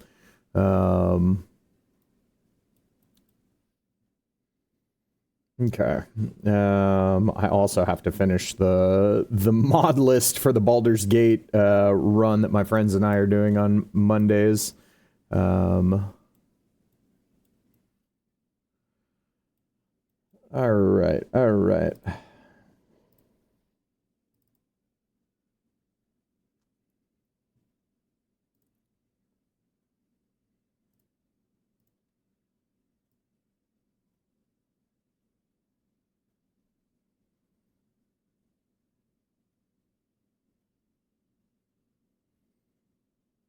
Why am I overthinking the color this far?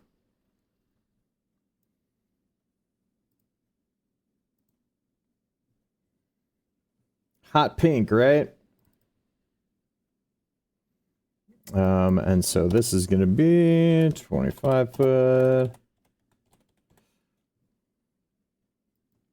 Which means we need those for our buffer, and let us draw.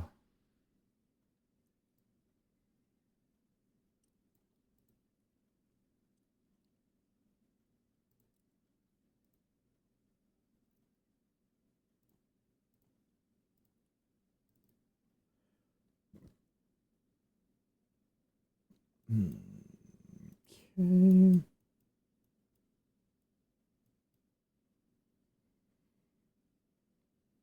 Ah, I see a piece that I missed on the...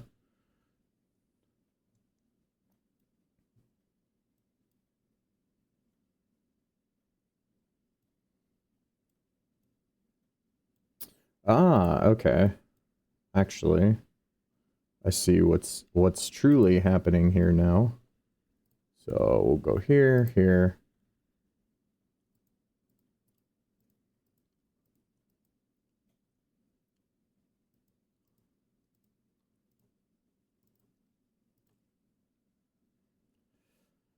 Okay, so I'm just gonna go ahead and blow that up.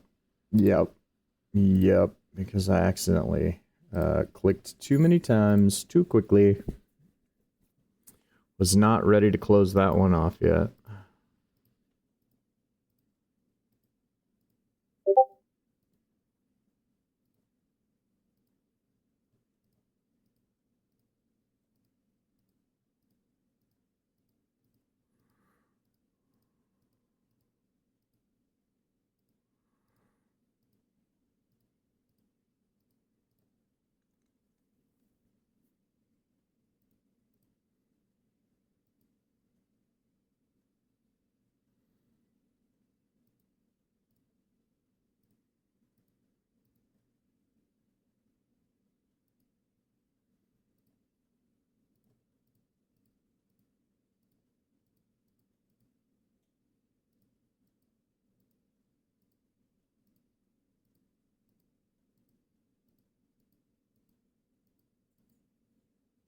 Whoop.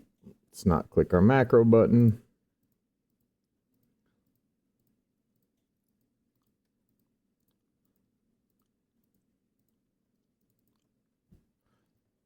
Okay. Then that means I need here, here, because we're going to add these guys. It is probably a complete waste of my time to add a sliver this tiny and small. I don't know. This is one of those ones where it's like I start doing it and I'm just like, why are you like this? Why must you? Must you? Must you? No, I'm not I must, but you know, I'm here now, I guess. So like I guess we might as well finish. Also feel like that describes some after party moments of my younger life. And that's all I'll say on that front. Oh, we're here. Might as well finish. Anyway.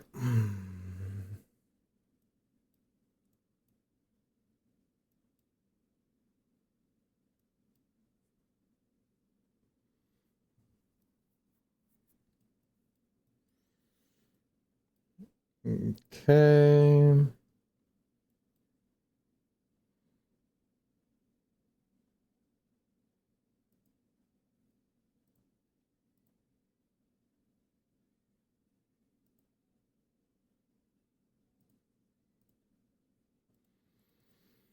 How many times do I need to click this region and then click draw before it will actually draw this region?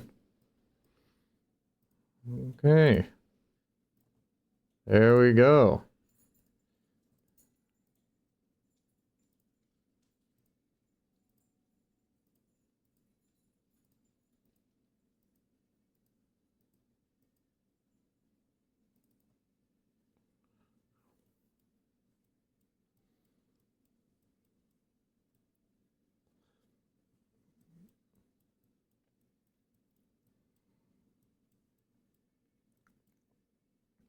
All right. Well, that answers that. So now we will go ahead and move on to the next. Nope, we sure won't because we've got to come in here and we've got to put it in our script. Whoops.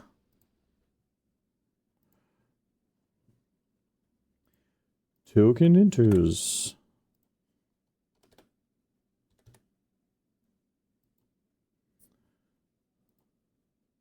That, for some reason, makes me feel like I put the wrong height in here. I didn't. Okay.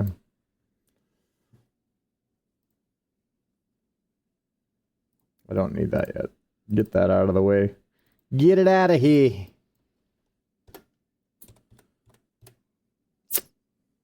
Okay. Actually, okay, so we're here, 20, 2.5, 25, right, so it must 2.75, all right. Clearly that's where we are over here. I'm just trying to make, because this is where I'm gonna add this piece that will not be part of this like little teleport function thing over here. So I just want to make sure.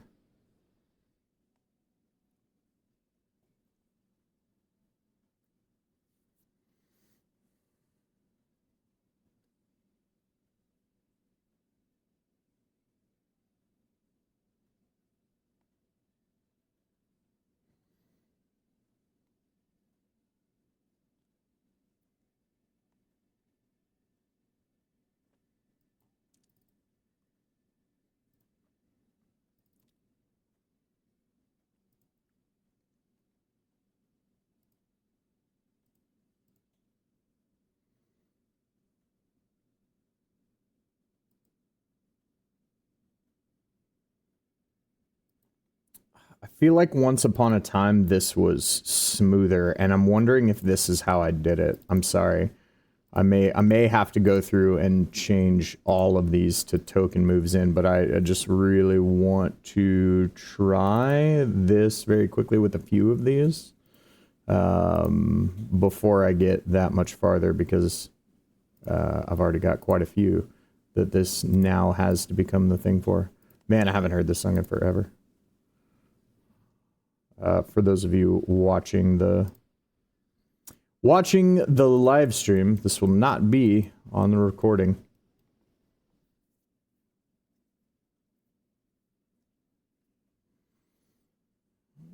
Okay. Now I've got to take my token.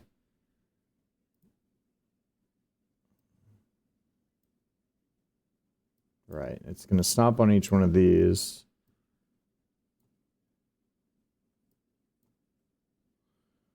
Okay. So moves in doesn't change anything. Okay.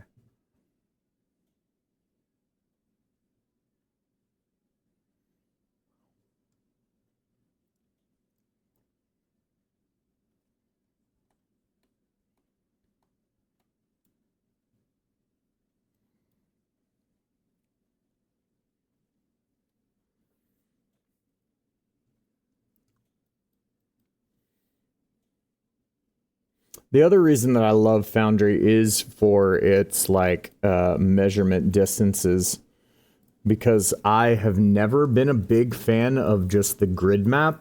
I feel like the free form gives you so much more like tactical freedom. Is best. That's what I'm gonna call it for now. Okay, let's finish what we were doing over here. That literally changed nothing, so I don't need to go back and undo what we did for those.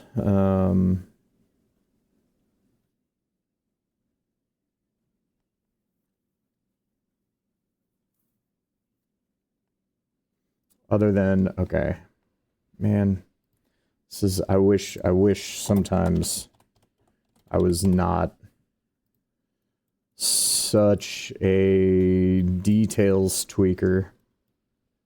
Okay, so with this, we have moves in. Okay, it still stops it right at the boundary. Does that feel like it's behaving any differently than enters? No. No. Does not feel like it's behaving any differently. Okay. Fine. Then I'm fine with it. We can just leave those. We can just leave those. Okay.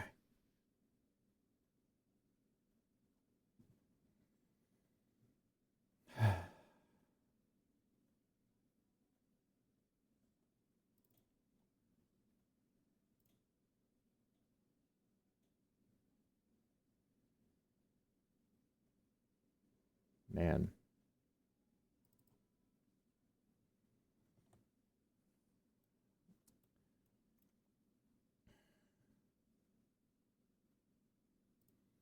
All right. Yeah, I think I may need to come to terms with the fact that I may have OCD. Like, actually. Self-discovery's on stream. Ha ha ha. Okay. In any case, it's gonna bug me if I know that those are different. If I know that they're different, I will know that they are different, and it will constantly bother me. Even though it's doing the exact same thing. Oh, why am I like this? Okay. Now, we're ready to draw these. Right, so we can go ahead and close that. Move this guy over here.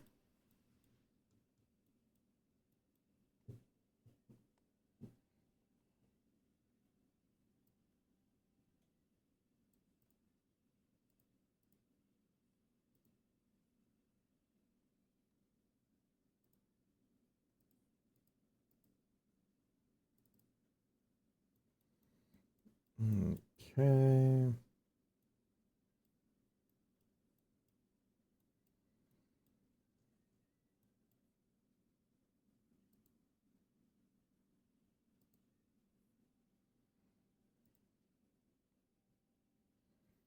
And then, yeah, I want the, like, yeah. Because I just need a pretty thin margin, you know? I just need an area big enough for a token to get into on its own. Because I just needed to bamf them here, right? Um,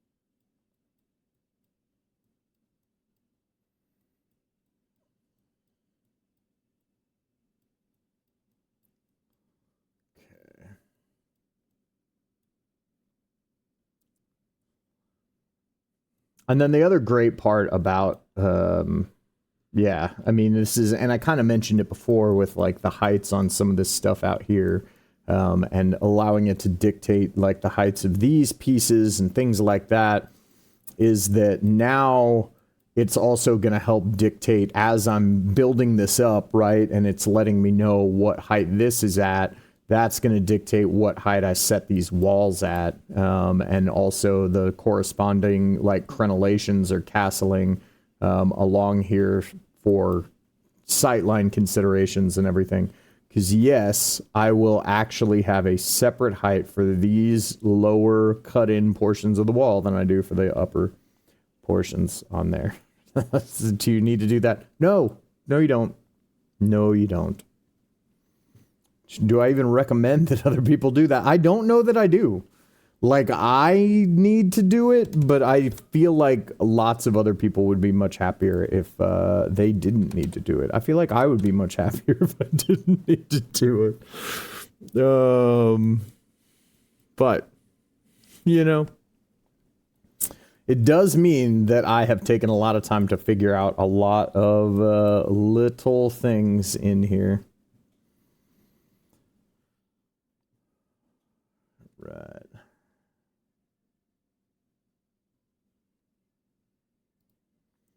I think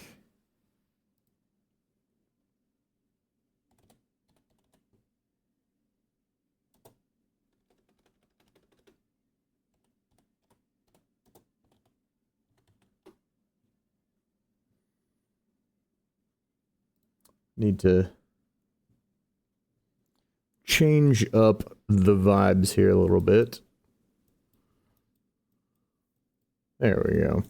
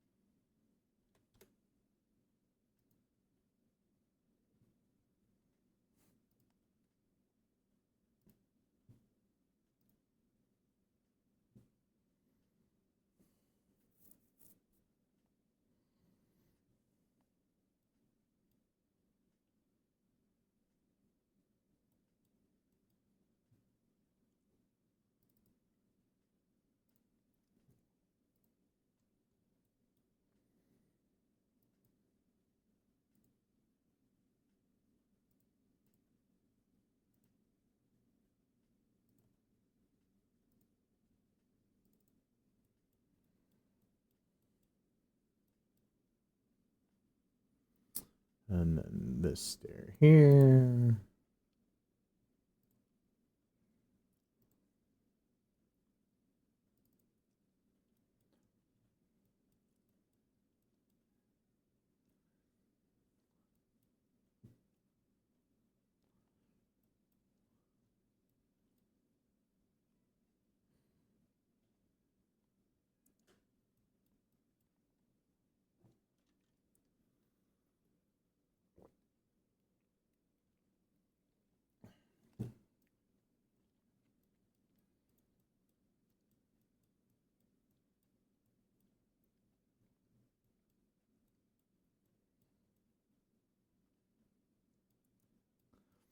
That's where some of these regions get real tiny.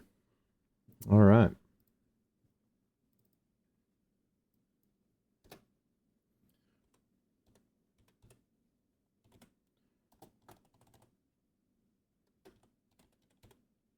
I did not set my macro for the previous region. We will do so.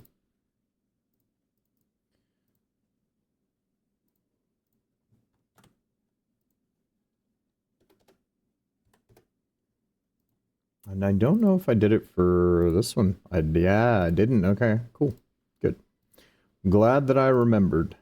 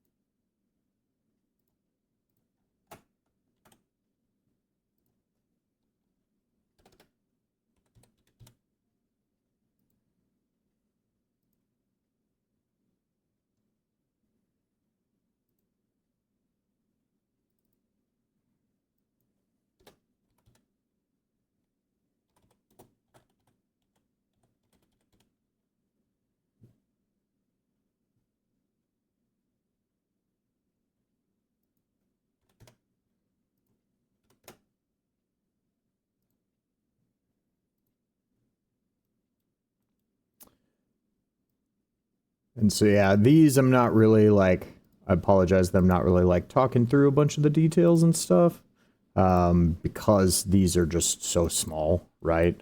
And I know that it's like, it's going to be literally just like 2 steps, one on each side. And so I'm just going and knocking it out, you know? But be cool.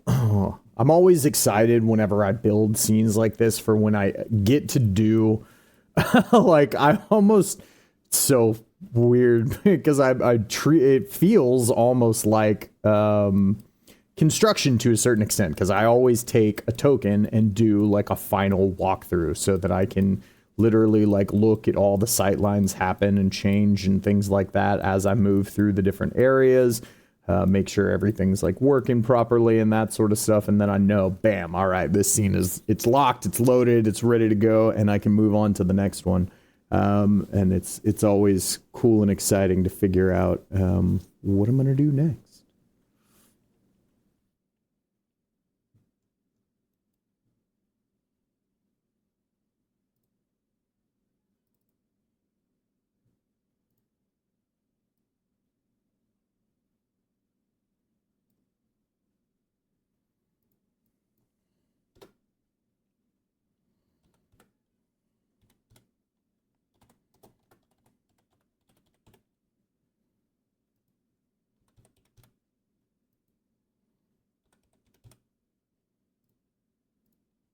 Wait, did I put in? I don't know if I put in the script. I didn't.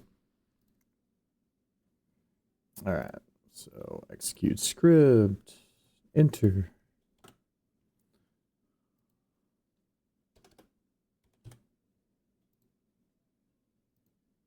All right.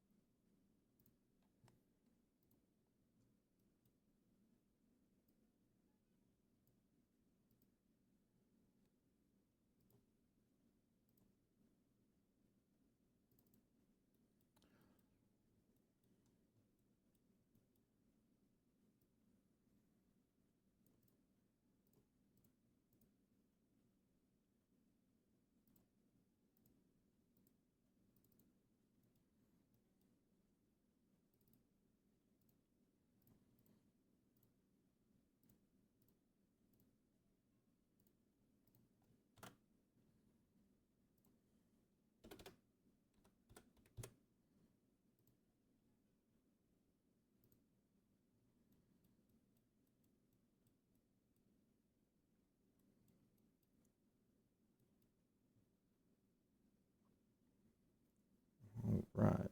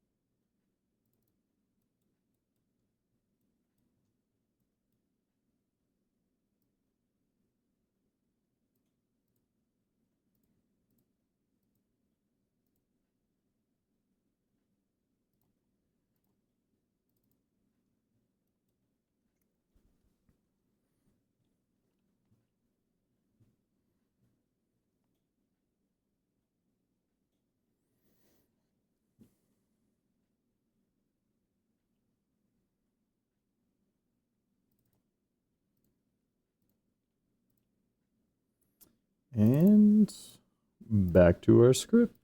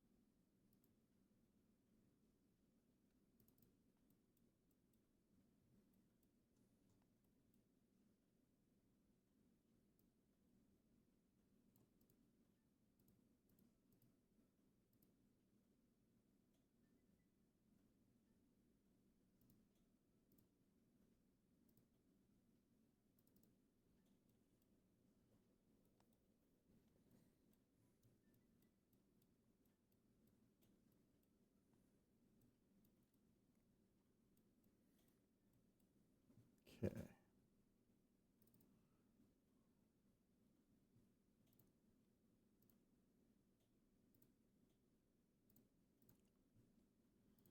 That's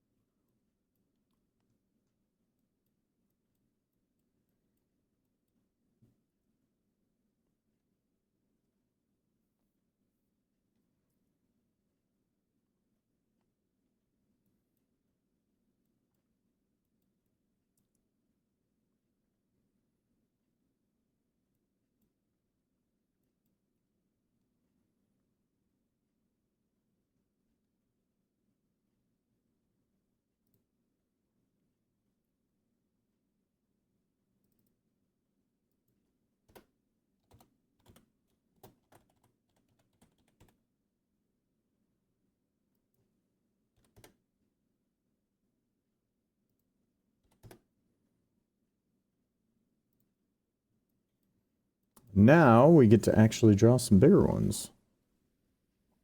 Not much. Well, actually, a bunch of this level is actually going to be on at this height, so. And for these, it won't actually matter if this, like, cuts through the wall here, because there's going to be a wall. So it won't actually impact how this is able to be utilized.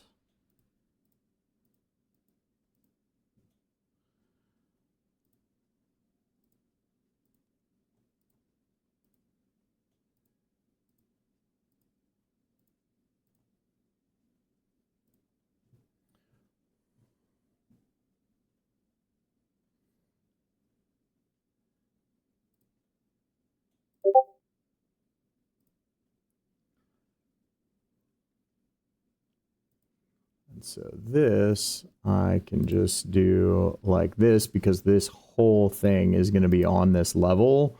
And the walls are going to break up sightlines and things like that. So it kind of doesn't really matter that this like region cuts through these walls like that. So we're good there.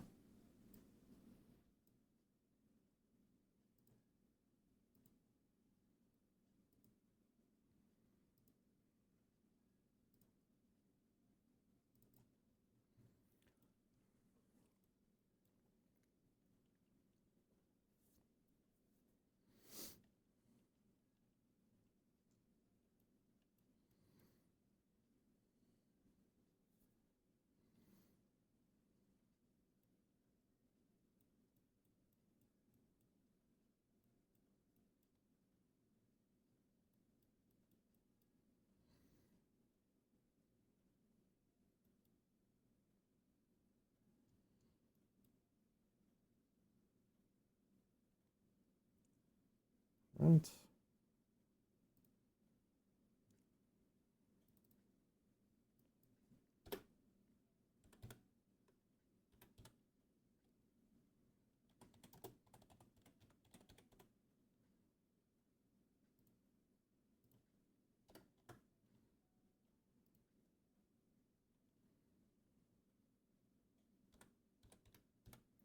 Oh, no, I did not actually put in the macro for that last one. That's why I was like, what am I forgetting here?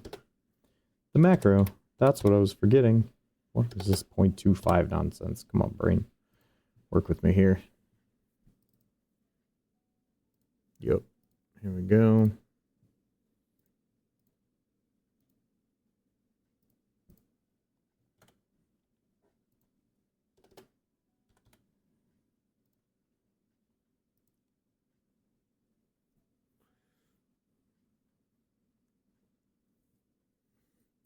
And so for now, because I'm kind of getting closer to it, I'm actually going to come in here. I'm going to set this foreground elevation to like 100 for right now.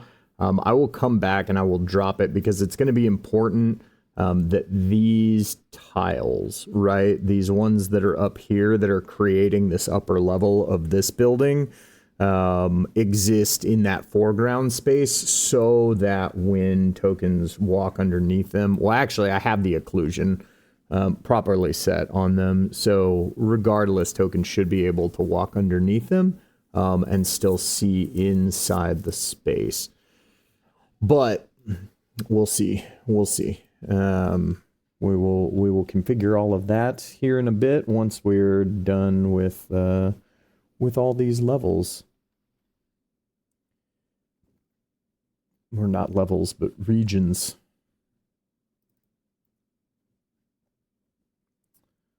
Right, cool. We're good to go there.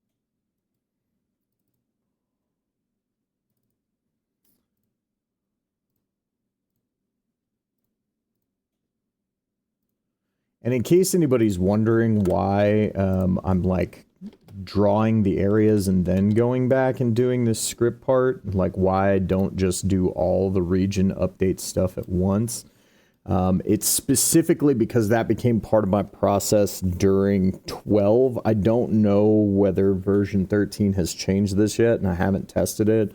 But in version 12, it would only save when you clicked save changes. It would only save the changes from the current tab, right? And when I say tab, I mean like shapes, behaviors, etc. Would only change them off the current tab you were on when you hit update region. So if I put in a bunch of changes here, and then I went in here and I added my macro and everything like that, and I hit update region, the macro would be the only thing that stayed. If I clicked back here, this information would be the only thing that stayed. So it essentially makes you do it once and then close it out anyway. So I just kind of got in the habit of doing that.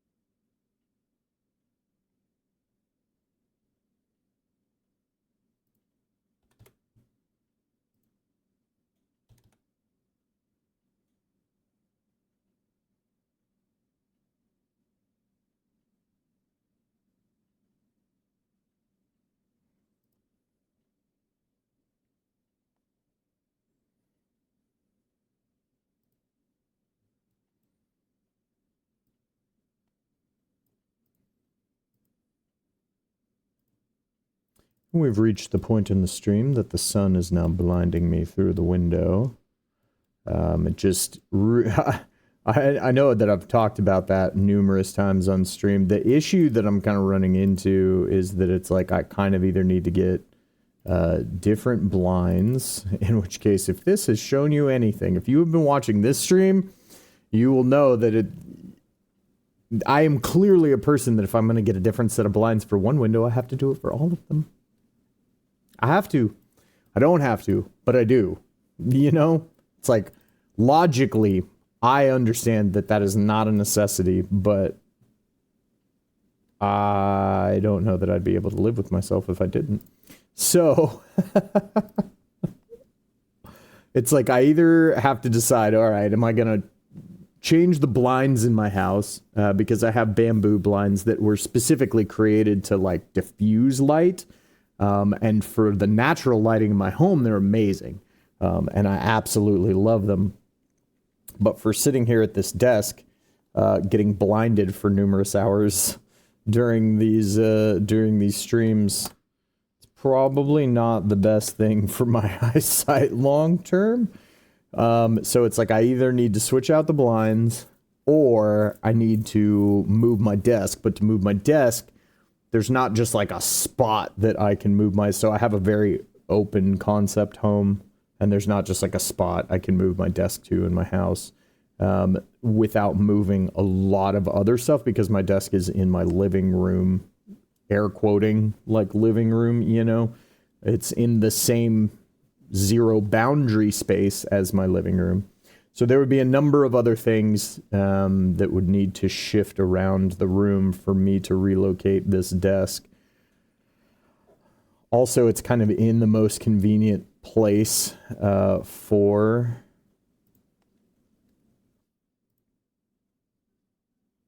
it's in the most convenient place for my hardwired connection for my internet.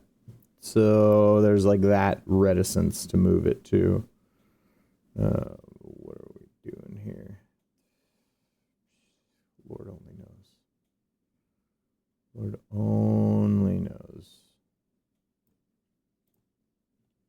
I'm sure we've used this green already, but there's pretty much like I mentioned before, there's going to be no getting around to having basically the same color on some of these. That's why actually on a lot of the ones that I've been creating, you haven't even seen me recently. You haven't even seen me bother to change the color, right?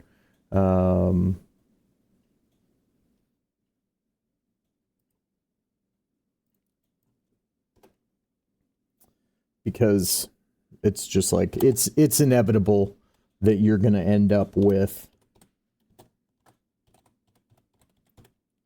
regions that do that for you.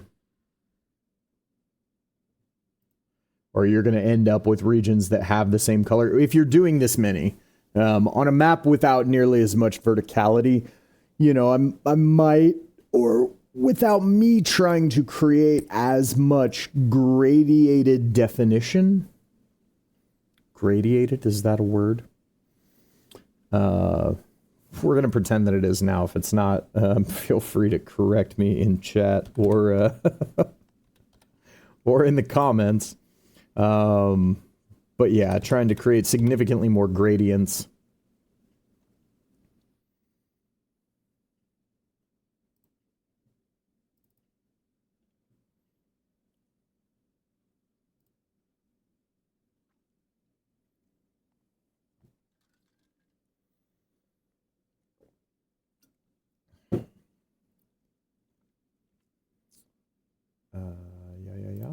Yeah.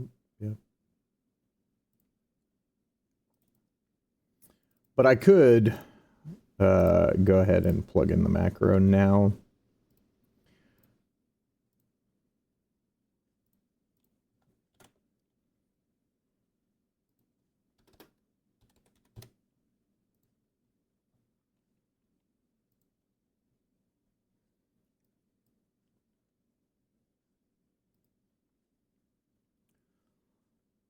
And I feel like there will inevitably be a point where somebody asks me to like explain the macro or the script and like what piece of it is doing what.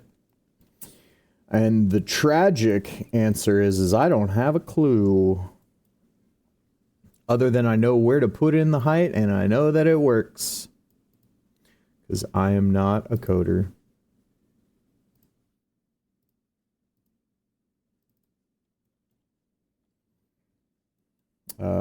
That script came from all the lovely folks over on the Foundry Discord. So, I mean, there is a ton of both users and mods and things like that that will answer, I mean, all kinds of questions. I've gotten help with troubleshooting some of the like craziest, most nitpicky things. And that's what has let me know that there are other people out there like me, because there are other people that actually also had that problem, the tiny nitpicky problem, and needed to correct it for themselves. And so the answers were figured out.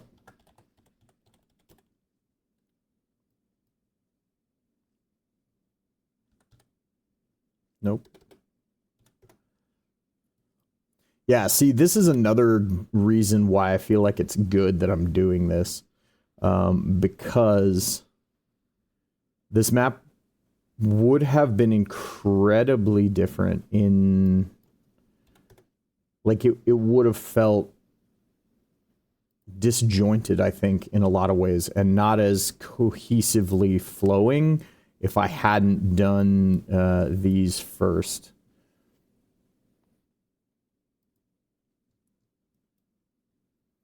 Because I would have been deciding heights and then like kind of forcing other things to fit inside of those height constraints and things like that afterwards, as opposed to allowing this to actually like be what the, you know, what the map actually like kind of dictates that it is based on how I am utilizing it, right?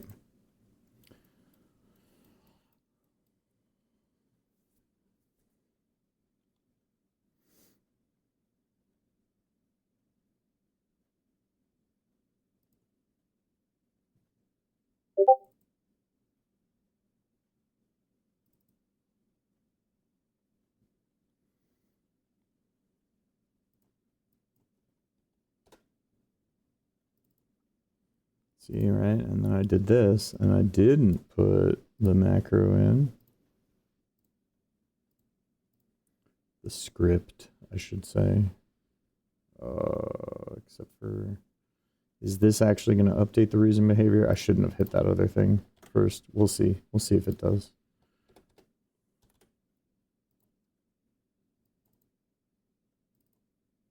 Okay, good.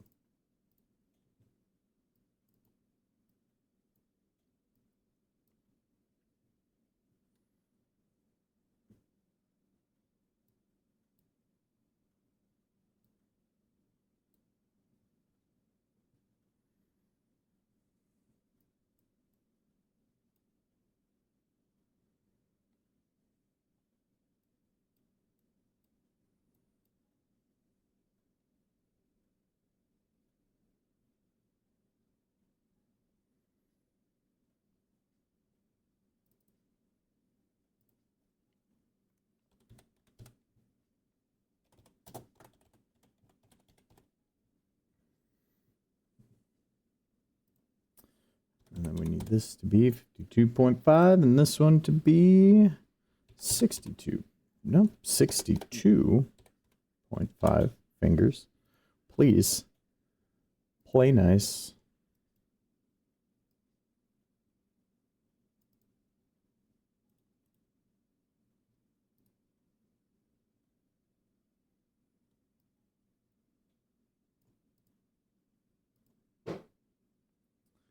All right.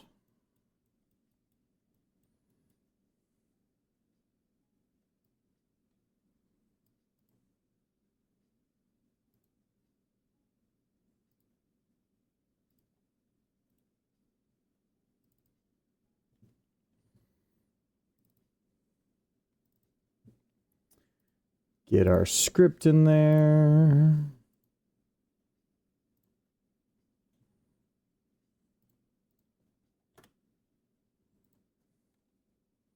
Actually properly referring to it as a script now.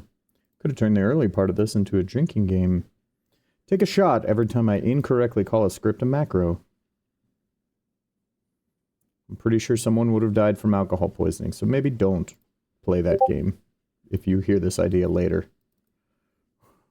And you decide maybe that sounds like a good idea. It's probably not. Probably not a good idea.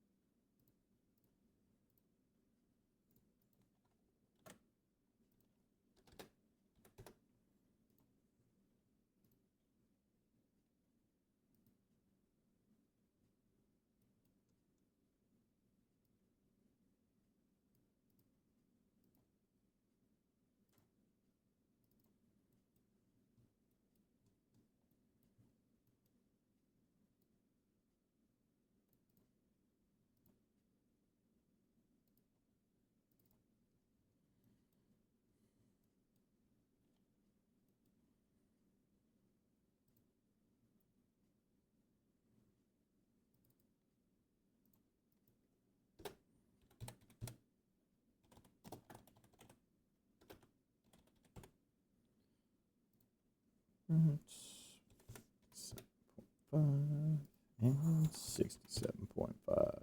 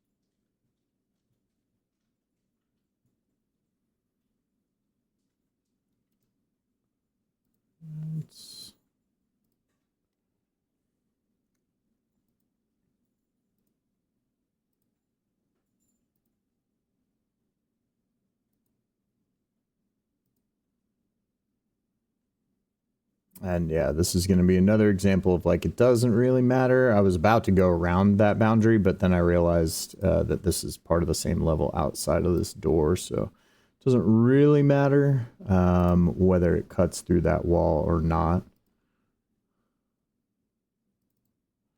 Boom.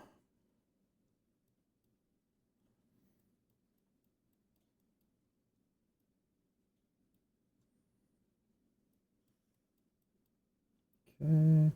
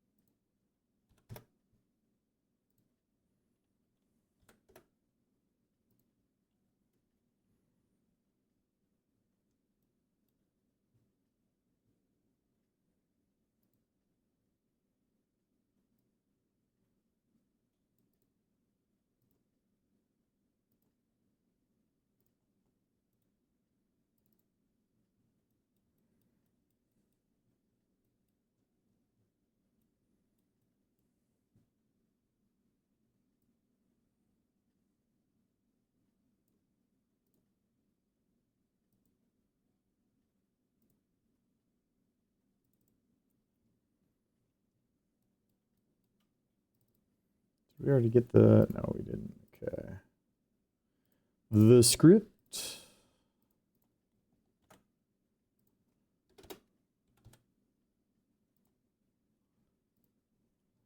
Right.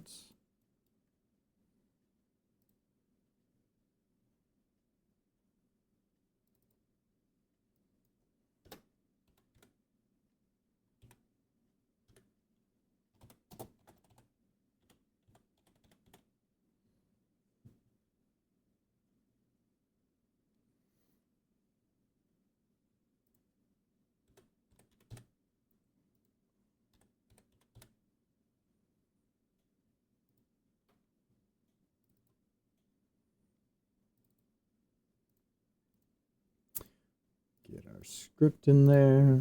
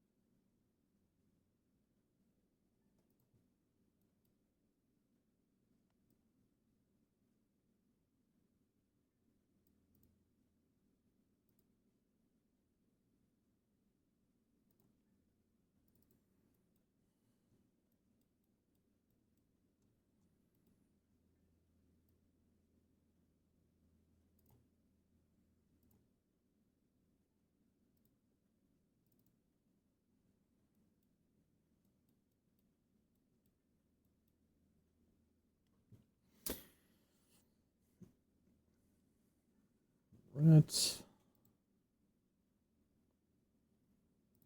We did put that in, right? Yeah, we did. Good.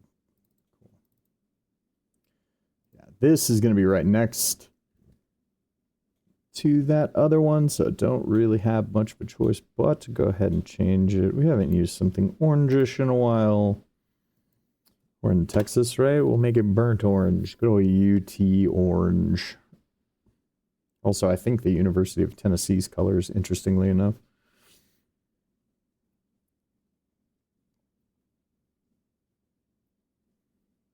I feel like I had a neighbor growing up that I always saw wearing a University of Tennessee shirt, and it was like, you know, UT, University of Texas colors. Why anyone would care about that, who's actually listening to this, who knows? But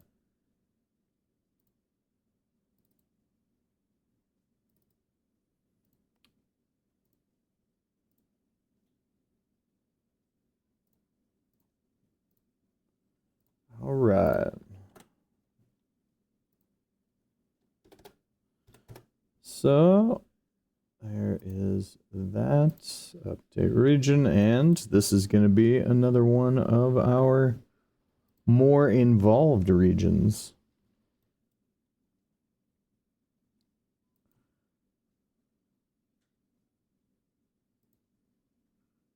So we'll have it cut across to here. Because it is going to be the entire height of this room. Maybe. Ooh. Okay, there we go.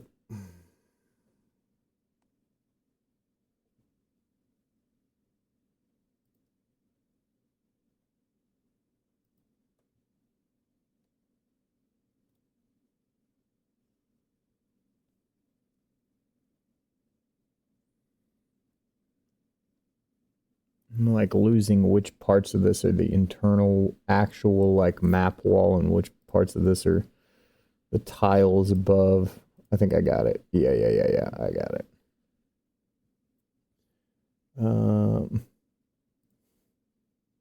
Just in case somebody wants to get cheeky and throw someone into a fireplace, we'll include that, right?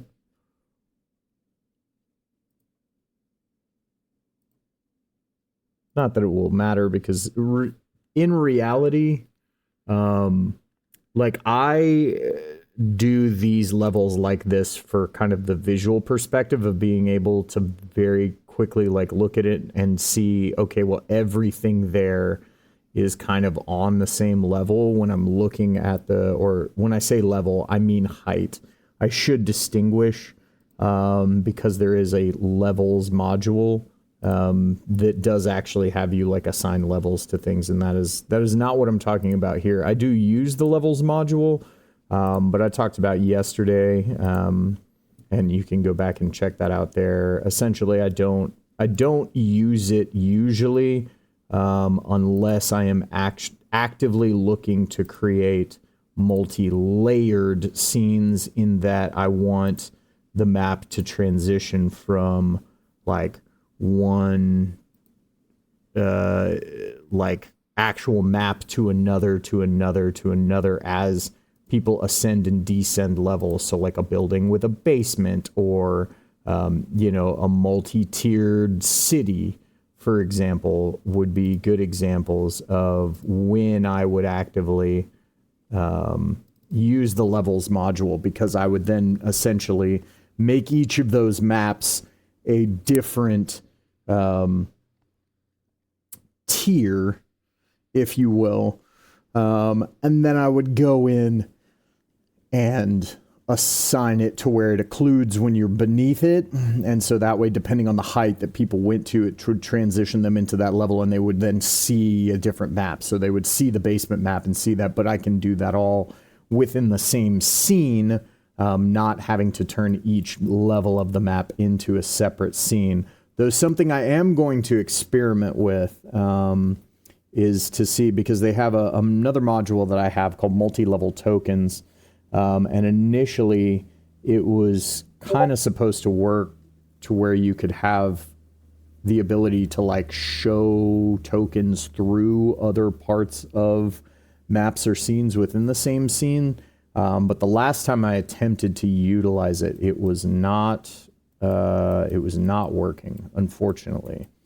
Now, keep in mind that this was very shortly after the update to V12, and then I just sort of established a process that I was utilizing at that point, and just went with it. So I have not yet gone back to see if they have updated those modules to where the functionality works with each other the way that it seems like they should.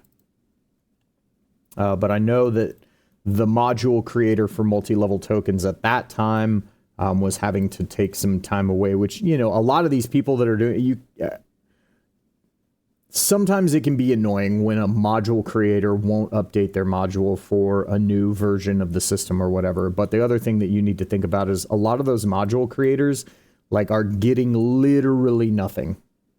Like they're just creating these modules out of the goodness of their heart for us to use to try to improve our gaming experiences with.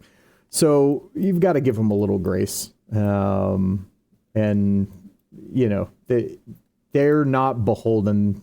These people who create these modules don't actually owe us anything, right? Like, we're just lucky that they were like, you know what? I really think it would be cool if this thing existed, and I want this for my game.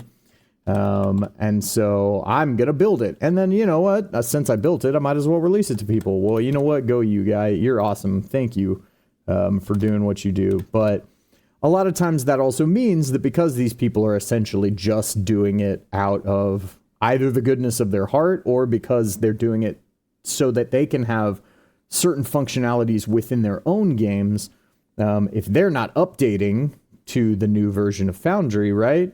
When a new version comes out, like if they're still on 11, right? And they've been running, you know, because if you think about it, some tabletop campaigns can run for ages, for years, multiple years of the same campaign, where people are playing. I mean, I myself have been in campaigns that lasted for years, right? And so once you have Foundry stable, like, I always kind of like updating to the new version when I can, if I'm not actively running a game. And that's kind of why I say that, is that if I'm actively running a game, like once this game starts, I will not be updating. And actually, even now, like where my Foundry build is probably where my Foundry build will remain. Because it is just so possible for, and this is one of the great parts about Foundry being open source, and, you know, everybody being able to create modules for it and everything like that. But it's also one of the we'll call it perils, is that every time you update, there is a very real potential that it's going to break stuff. And so it's usually about taking the time to create your proper backups and everything like that, so that if you roll over to the new version of Foundry and it's effed, then you can very easily just roll everything back and at least have what you had before. That process with everything else that I have going on between a day job and everything like that, or always have while running games within Foundry, is just more time consuming than I have time for. I need to be able to load up my Foundry and know that at least everything's going to work the exact same way that it worked the last time I was using it. So usually my process with Foundry is that, like, if I go, like, I had to stop my last game, unfortunately. But this new game, when I start that up, I will not be touching Foundry. And actually, like I said, even now that I'm starting to build even just this much, like, which is not that much of a scene within Foundry, as I start this new game world, I will probably not make any updates to Foundry or any of its modules going forward at this point, because I already know that I have everything at the base functionality level that I want and need it at to go forward. And if I need something to change, I will find the best way to change it by tweaking settings and things like that. Did I already put in the macro in here? Okay, I did. Cool. The macro, there we go. Back to me calling it the wrong thing again. The script.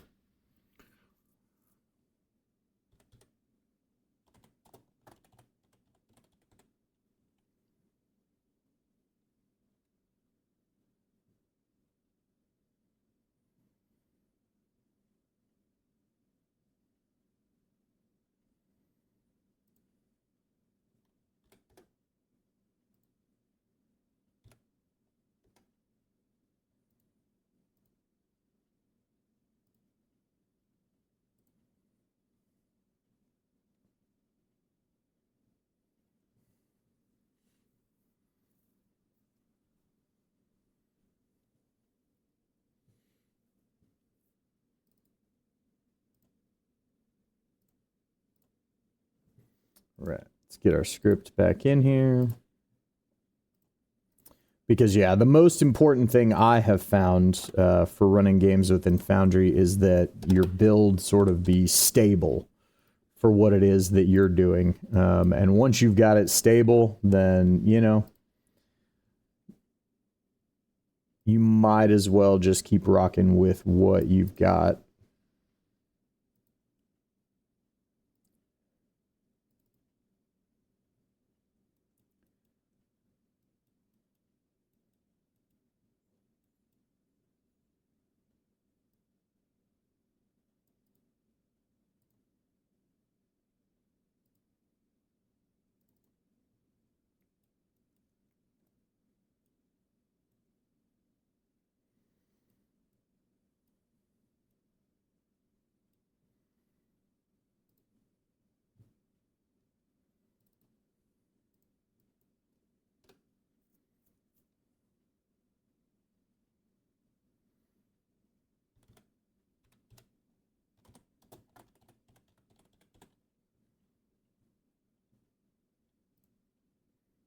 Pretty close to that other stuff, so I want to give it a pretty different color here. I'm pretty close to this region. It looked very similar, so switch that up. Don't need the other 0.5. Nope. Need higher than that. There we go.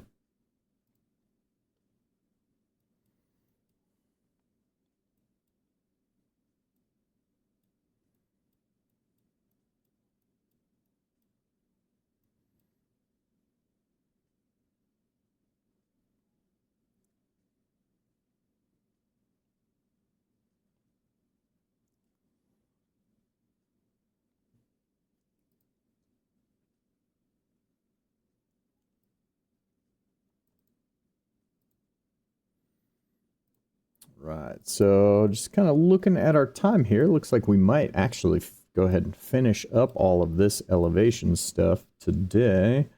And then we'll be able to go ahead and give like kind of a final walkthrough of just the elevation changes with our little test token. Make sure that that's all working properly, going up and down all the stairs and everything like that. So yeah, that'll be cool. But yeah, last things I'll have to do if we get to the top is we'll go in, we'll backfill the heights on these, and then we'll create our little teleport macros over here, or not macros. We'll create our little teleport regions. And I'll show you guys how that works. Did I already put this in? I don't think I did. Yep, script time.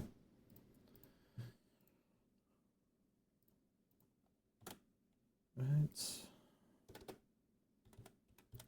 77.5, and then we are up to this other level over here.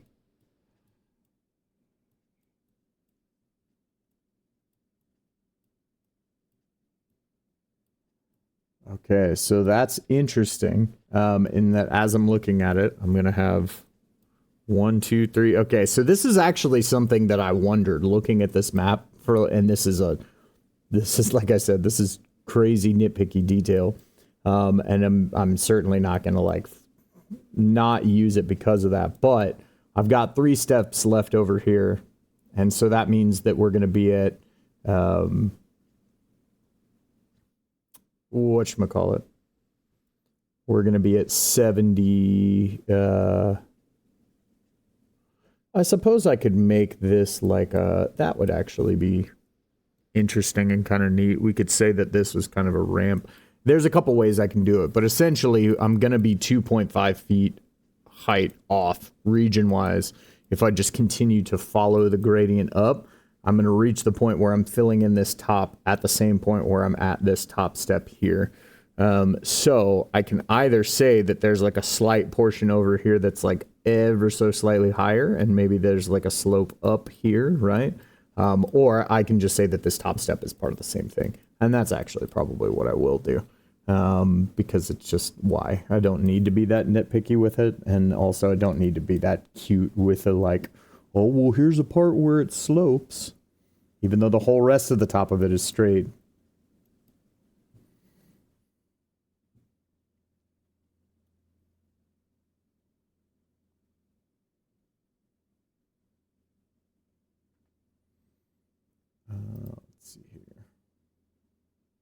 If I were actually truly designing a 3D map, I might do the slope part out here, just because that would create another neat and interesting terrain feature.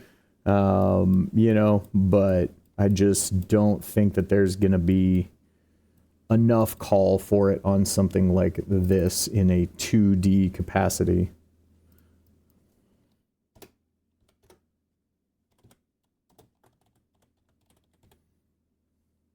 But yeah, I have wondered the whole time, like, if the number of stairs basically actually matched, if we went one for one across the two, like, and every stair was an equal height to the other, would that actually put both sides at the same height? And that's interesting to have the answer that no, it doesn't.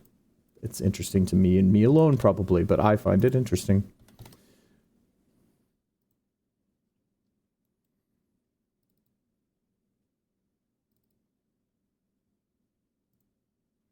Most of the rest of you probably find it as interesting as akin to counting ceiling tiles and knowing the number that are there, but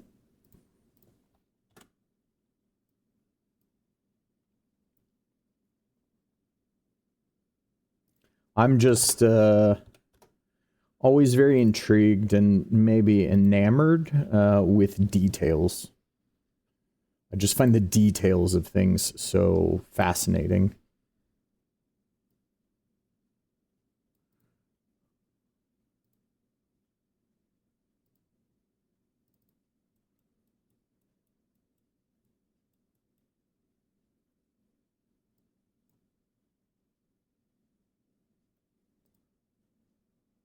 Oh yeah, we'll just cut right across here because this is all part of that same level.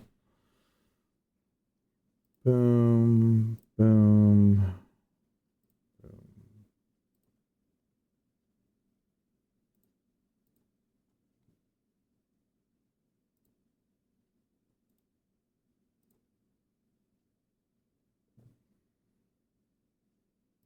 And again, there's really, like, you know, in truth, if I just want to achieve this function, and I don't care about just having that visual, like, okay, this is all on the same height very quickly when I'm like on my region's map, right? Like this.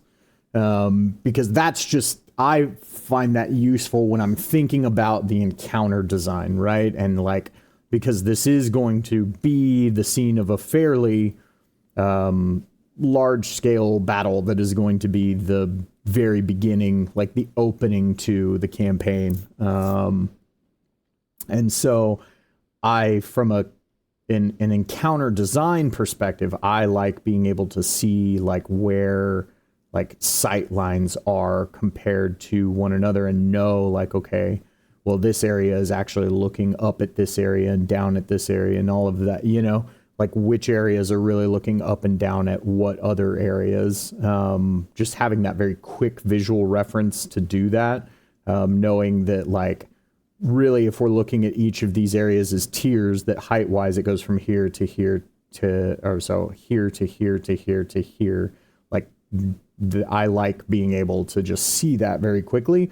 If I just want to achieve the movement effect, right? I actually don't need to create this whole level here. I can really just create a very small area that's coming out of the area. So that's really and truthfully, I do all of this sort of creating this insane gradient map like you see it here from my own visual perspective of just being able to know all of the areas that are on equal footing with each other and which areas are higher than one another, everything like that.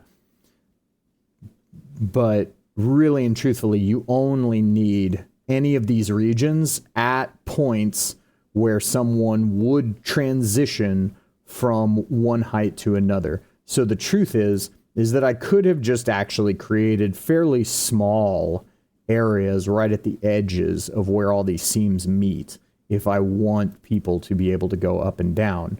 And then region here, region here, region here, region here, you know, that sort of thing. But you have to have one on each side. So it's like, I actually, in certain instances like this, I would end up having to have more. But I guess just really what I'm letting people know is that, like, I'm color coding this entire floor with the region so that I can have that quick visual reference. If you want to try to achieve the same thing yourself, you don't need to do that unless that point of reference helps you. You can just put a small area here, right where it comes off of this step for this height, right? And then you're going to have another transition point here between heights where you would put another region of that same. So you really just need a small stripe here, small stripe there of this region. And from a movement and just achieving the height scaling effects with token movement that we're trying to utilize this for, that will handle that all for you. This is all just because I like it. And everything more than that, I should say. Okay, cool.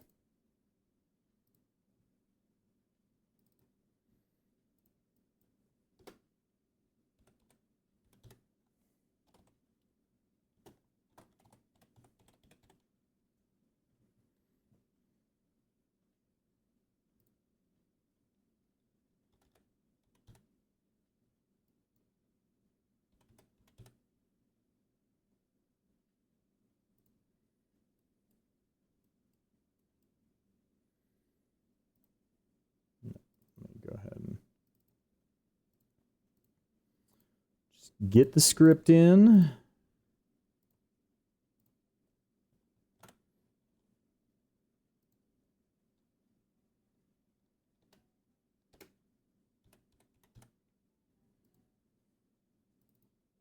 I know that I already checked this, but I just didn't remember typing 80. My memory leaves something to be desired at times, and I think that that's probably why sometimes some of my behavior during this entire process has seemed a little on the OCD side. It's just because there are some aspects of my memory that I know I can't always trust, and so measure twice, cut once, that whole sort of thing. I would rather just double check. And know now, rather than be in the middle of running a game and have somebody be like, oh, well, this thing didn't work, or this thing's not doing that thing, you know, and me just going, well, why? Why? Why isn't it doing it when it should be doing it? Okay. And then...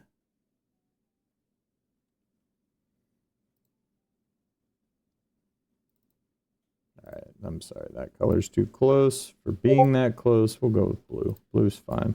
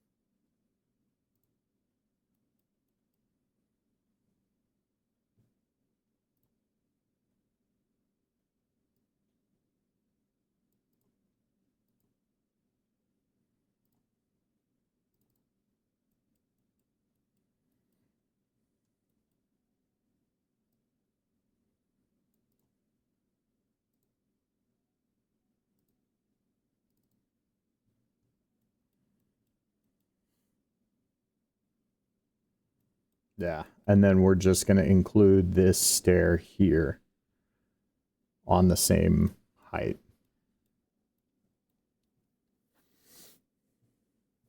Because the other, then the question comes in of where to put in the height transition. If I do it up here, and I could just make that decision, right? But then you have to do it on the outer wall too, like, because this is a space that, you know, is very clearly large enough that like a character could come out here and be sneaking along this or be able to hop behind this and take cover, right?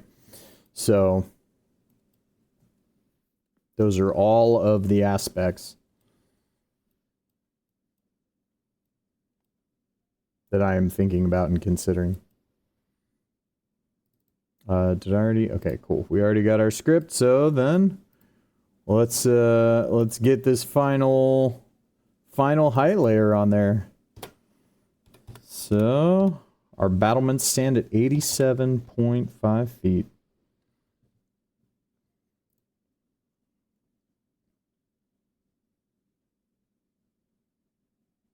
And then we'll go in and we'll start. Oh no, this isn't the final height layer. I do need one more. I do need a height layer that is higher for this actual like battlement part, for this outer wall portion.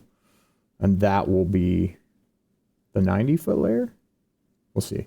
I'll decide in a minute.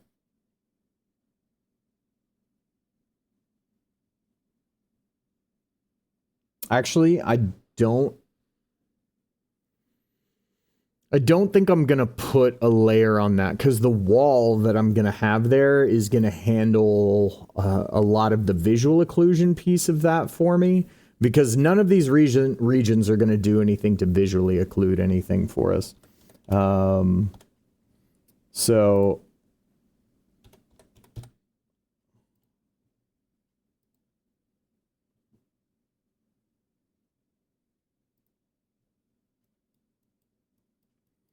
I'm not actually going to create a separate layer for this, because if somebody decides to climb out there, I can just tell them that's more of a like ad hoc thing. Like, this isn't just a space that a token would naturally walk to. A player is going to say, well, I want to climb over this battlement and try to be on this outside, like, you know, piece that not actually walkway, but, you know, for the character tokens comparatively, like this is almost like a walkway, right?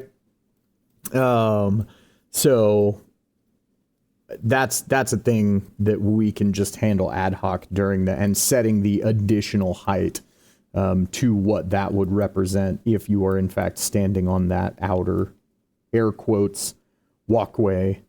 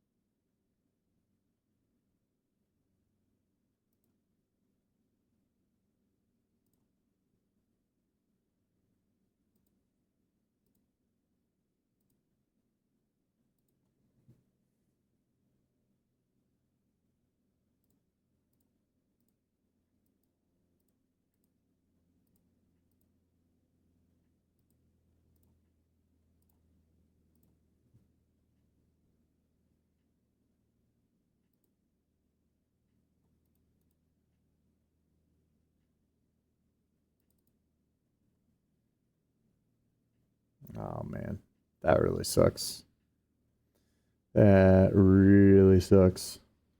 Okay, well, also needed to change this, but that does mean I just have to blow that up and start over. Yep. All right.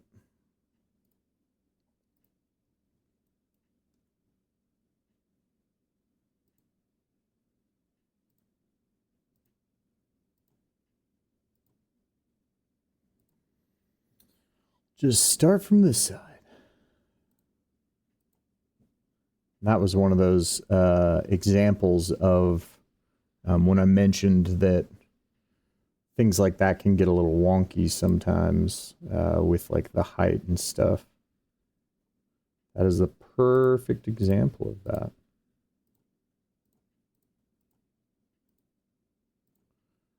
Again, that little outer portion, no need for that at all, other than just for me. That's going to let me know what height that's at comparatively to the rest of this, because I'm about to go in here in a minute and I'm going to go and put in put those like lower cliff, like, you know, rocky outcropping tiers into kind of the appropriate layers height wise for where I feel like they should sit.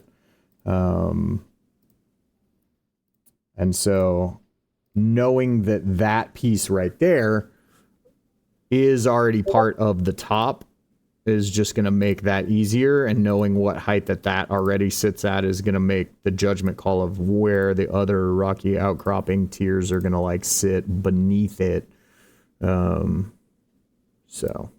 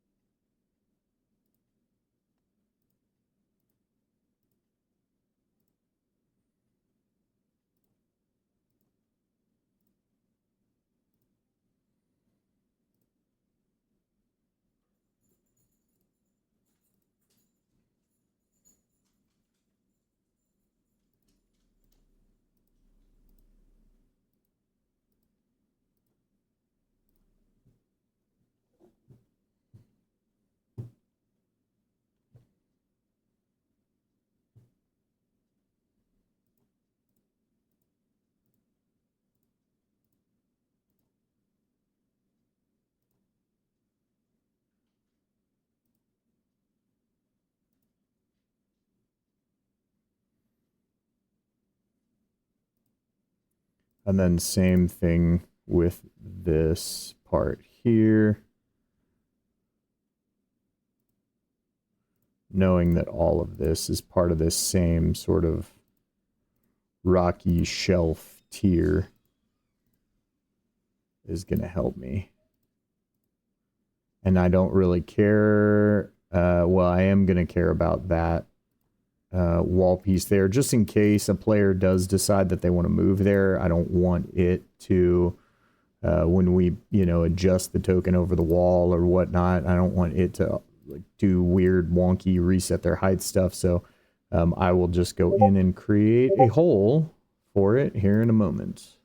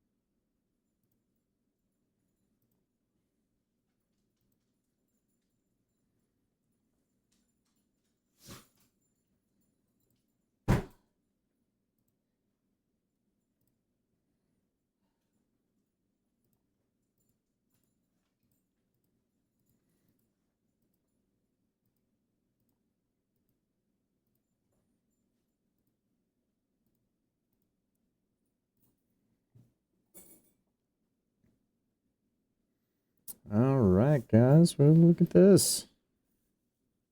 Almost done here. Just the last few little detail pieces to go in and backfill. There is our final upper tier on our map here. We just need to create our little hole here for this little wall segment, which I will very quickly do. Boom. Okay. And then,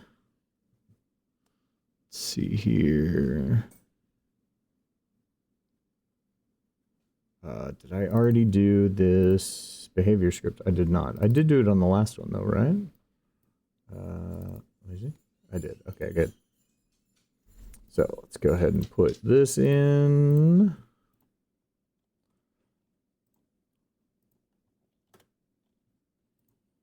And we're at 87.5 feet.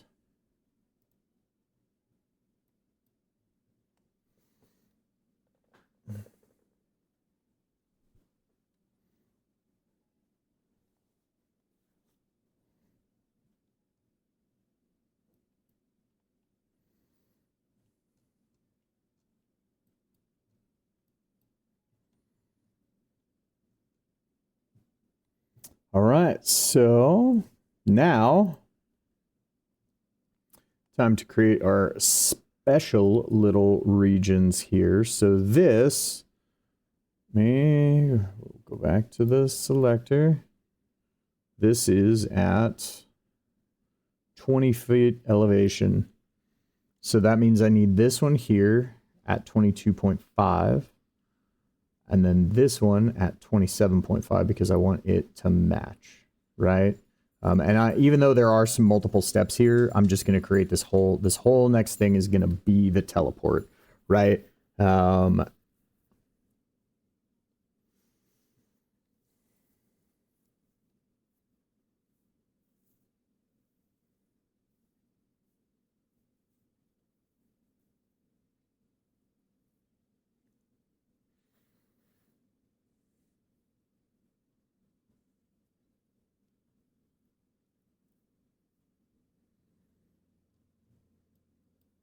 Okay. So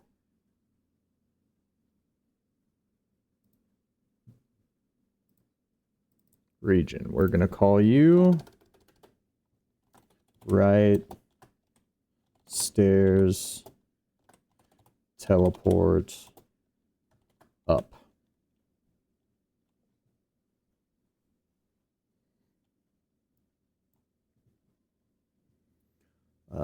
Top and bottom heights, that was the reason why I was asking about that. So we know that this, so then this would be at 22.5. So we want the bottom of this at 17 and we want the top of this at 27.5. Boom, we can update that region.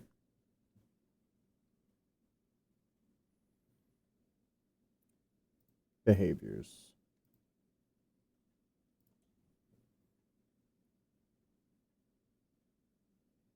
Teleport token.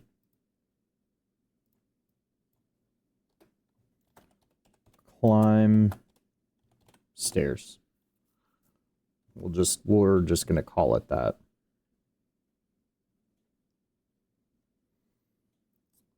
And then I'm not really going to be able to fill in the rest of this at the moment. I'm just going to draw my shape right now. And then I'm going to show you how we're going to use the item UUIDs, aka the region UUIDs for these two items. For these two regions to link them and create the teleport.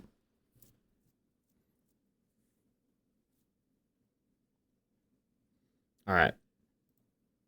So this one's prepped and ready.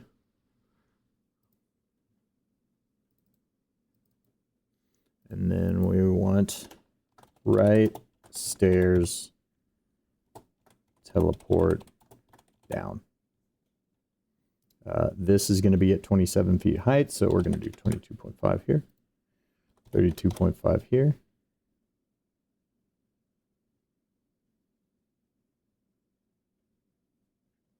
Update. And actually, I take that back. Now I remember why this is what it is. So this is actually going to be 22.5 here, because if I'm not mistaken, and it's also going to have a top of 22.5. If I'm not mistaken, the teleport is also going to automatically reset the token height. So that means on the teleport down function,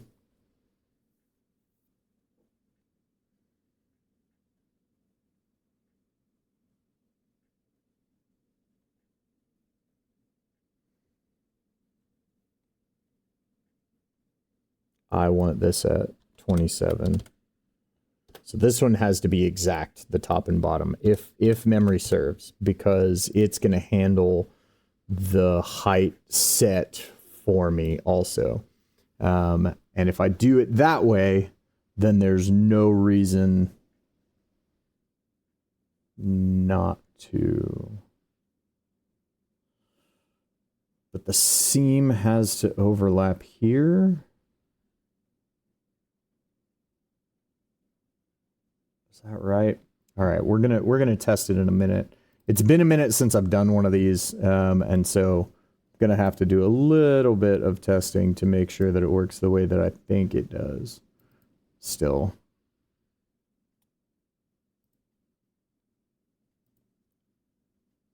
We'll create our little teleport zone here.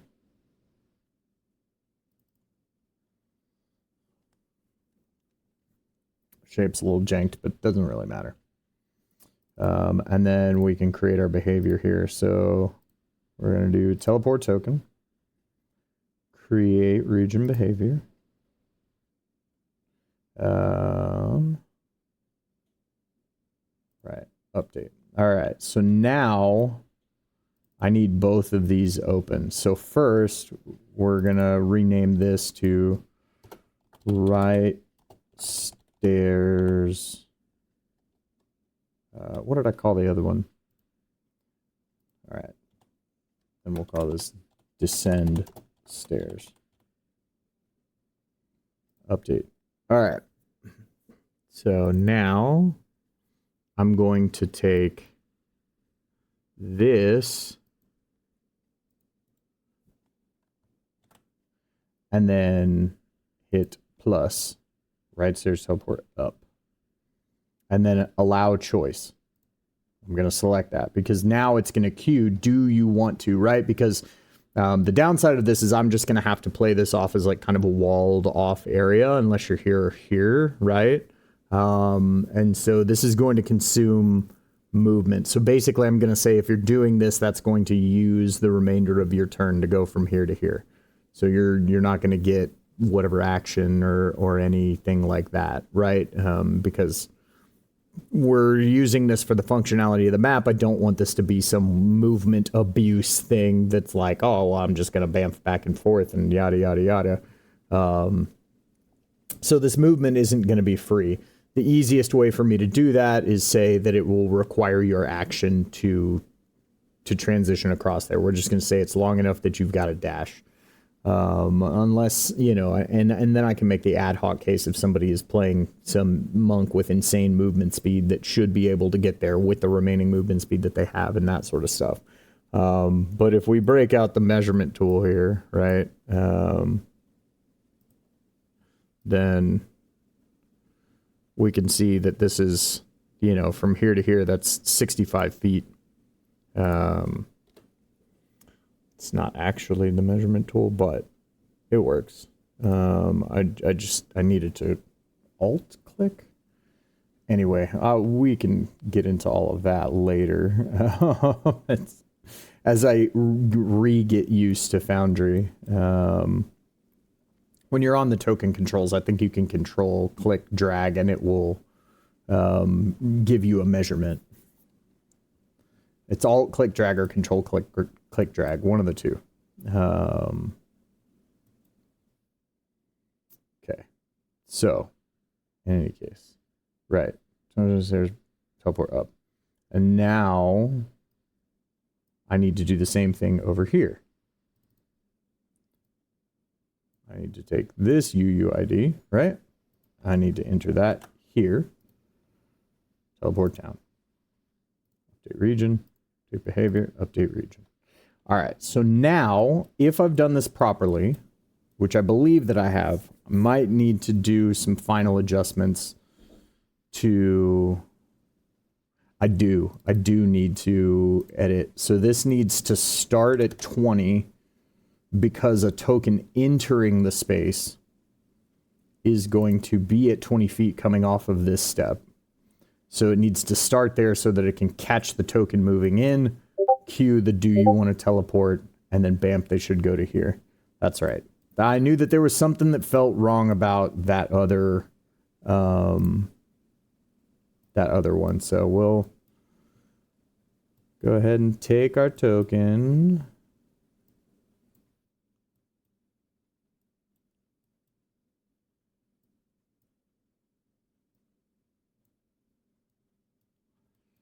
Over to here. And now we can start our little tour. If this works properly. So we're going to test. Right? We ascended. Right?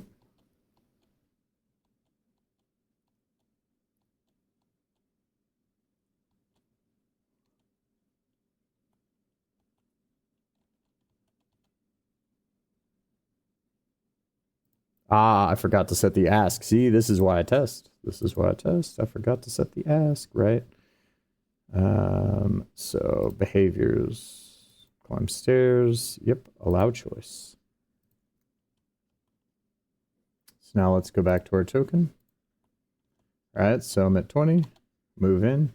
Do you want to teleport character to right stairs, teleport down in burst assault? Yes. All right. And then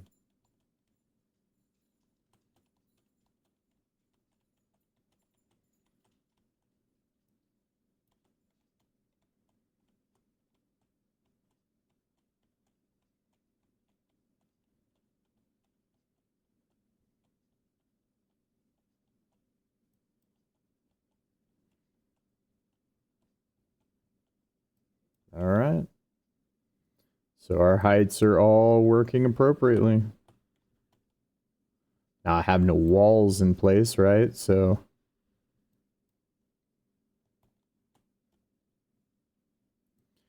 it's not actually going to make me go around any of these things. I can just go straight through a wall at this point if I want to. There we go.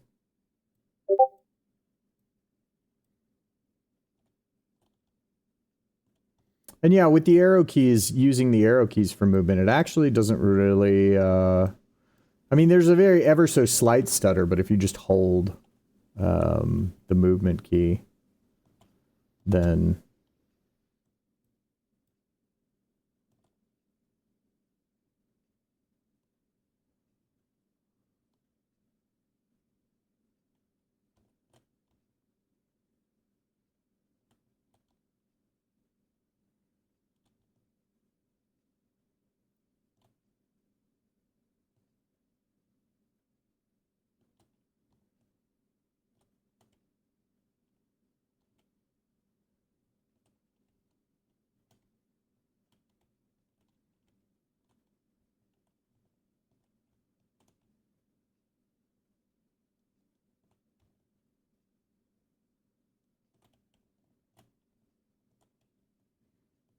All right. And back to the ground floor.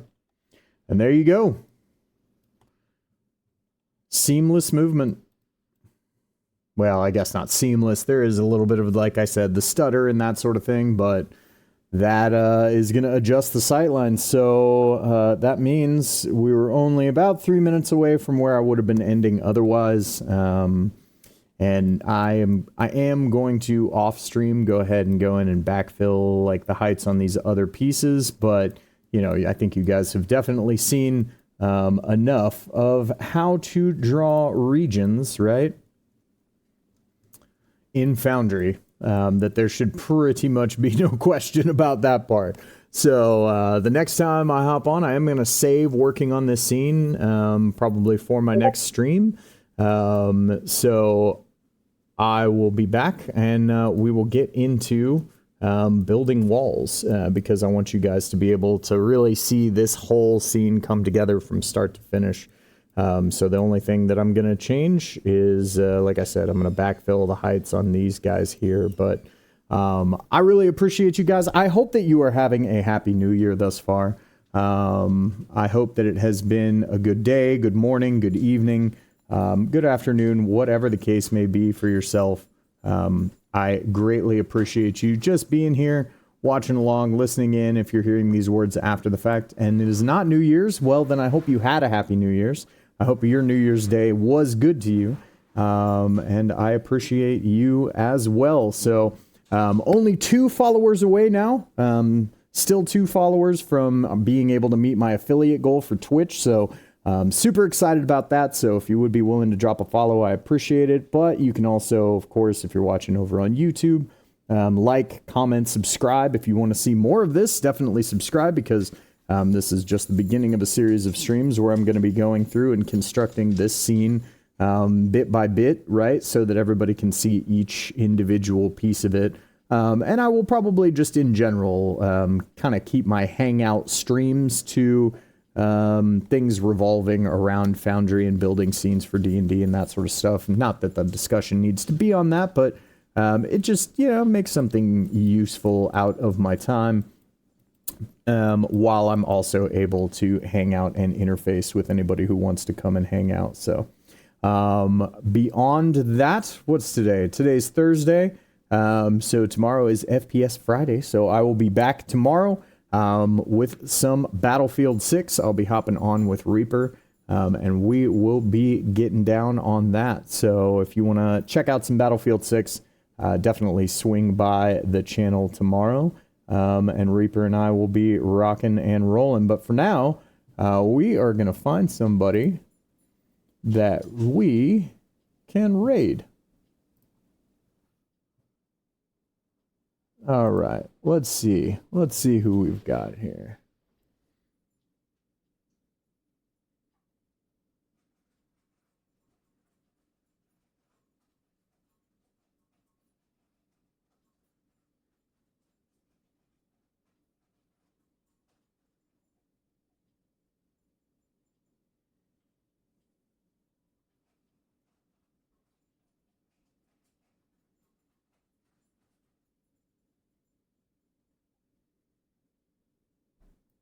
All right, we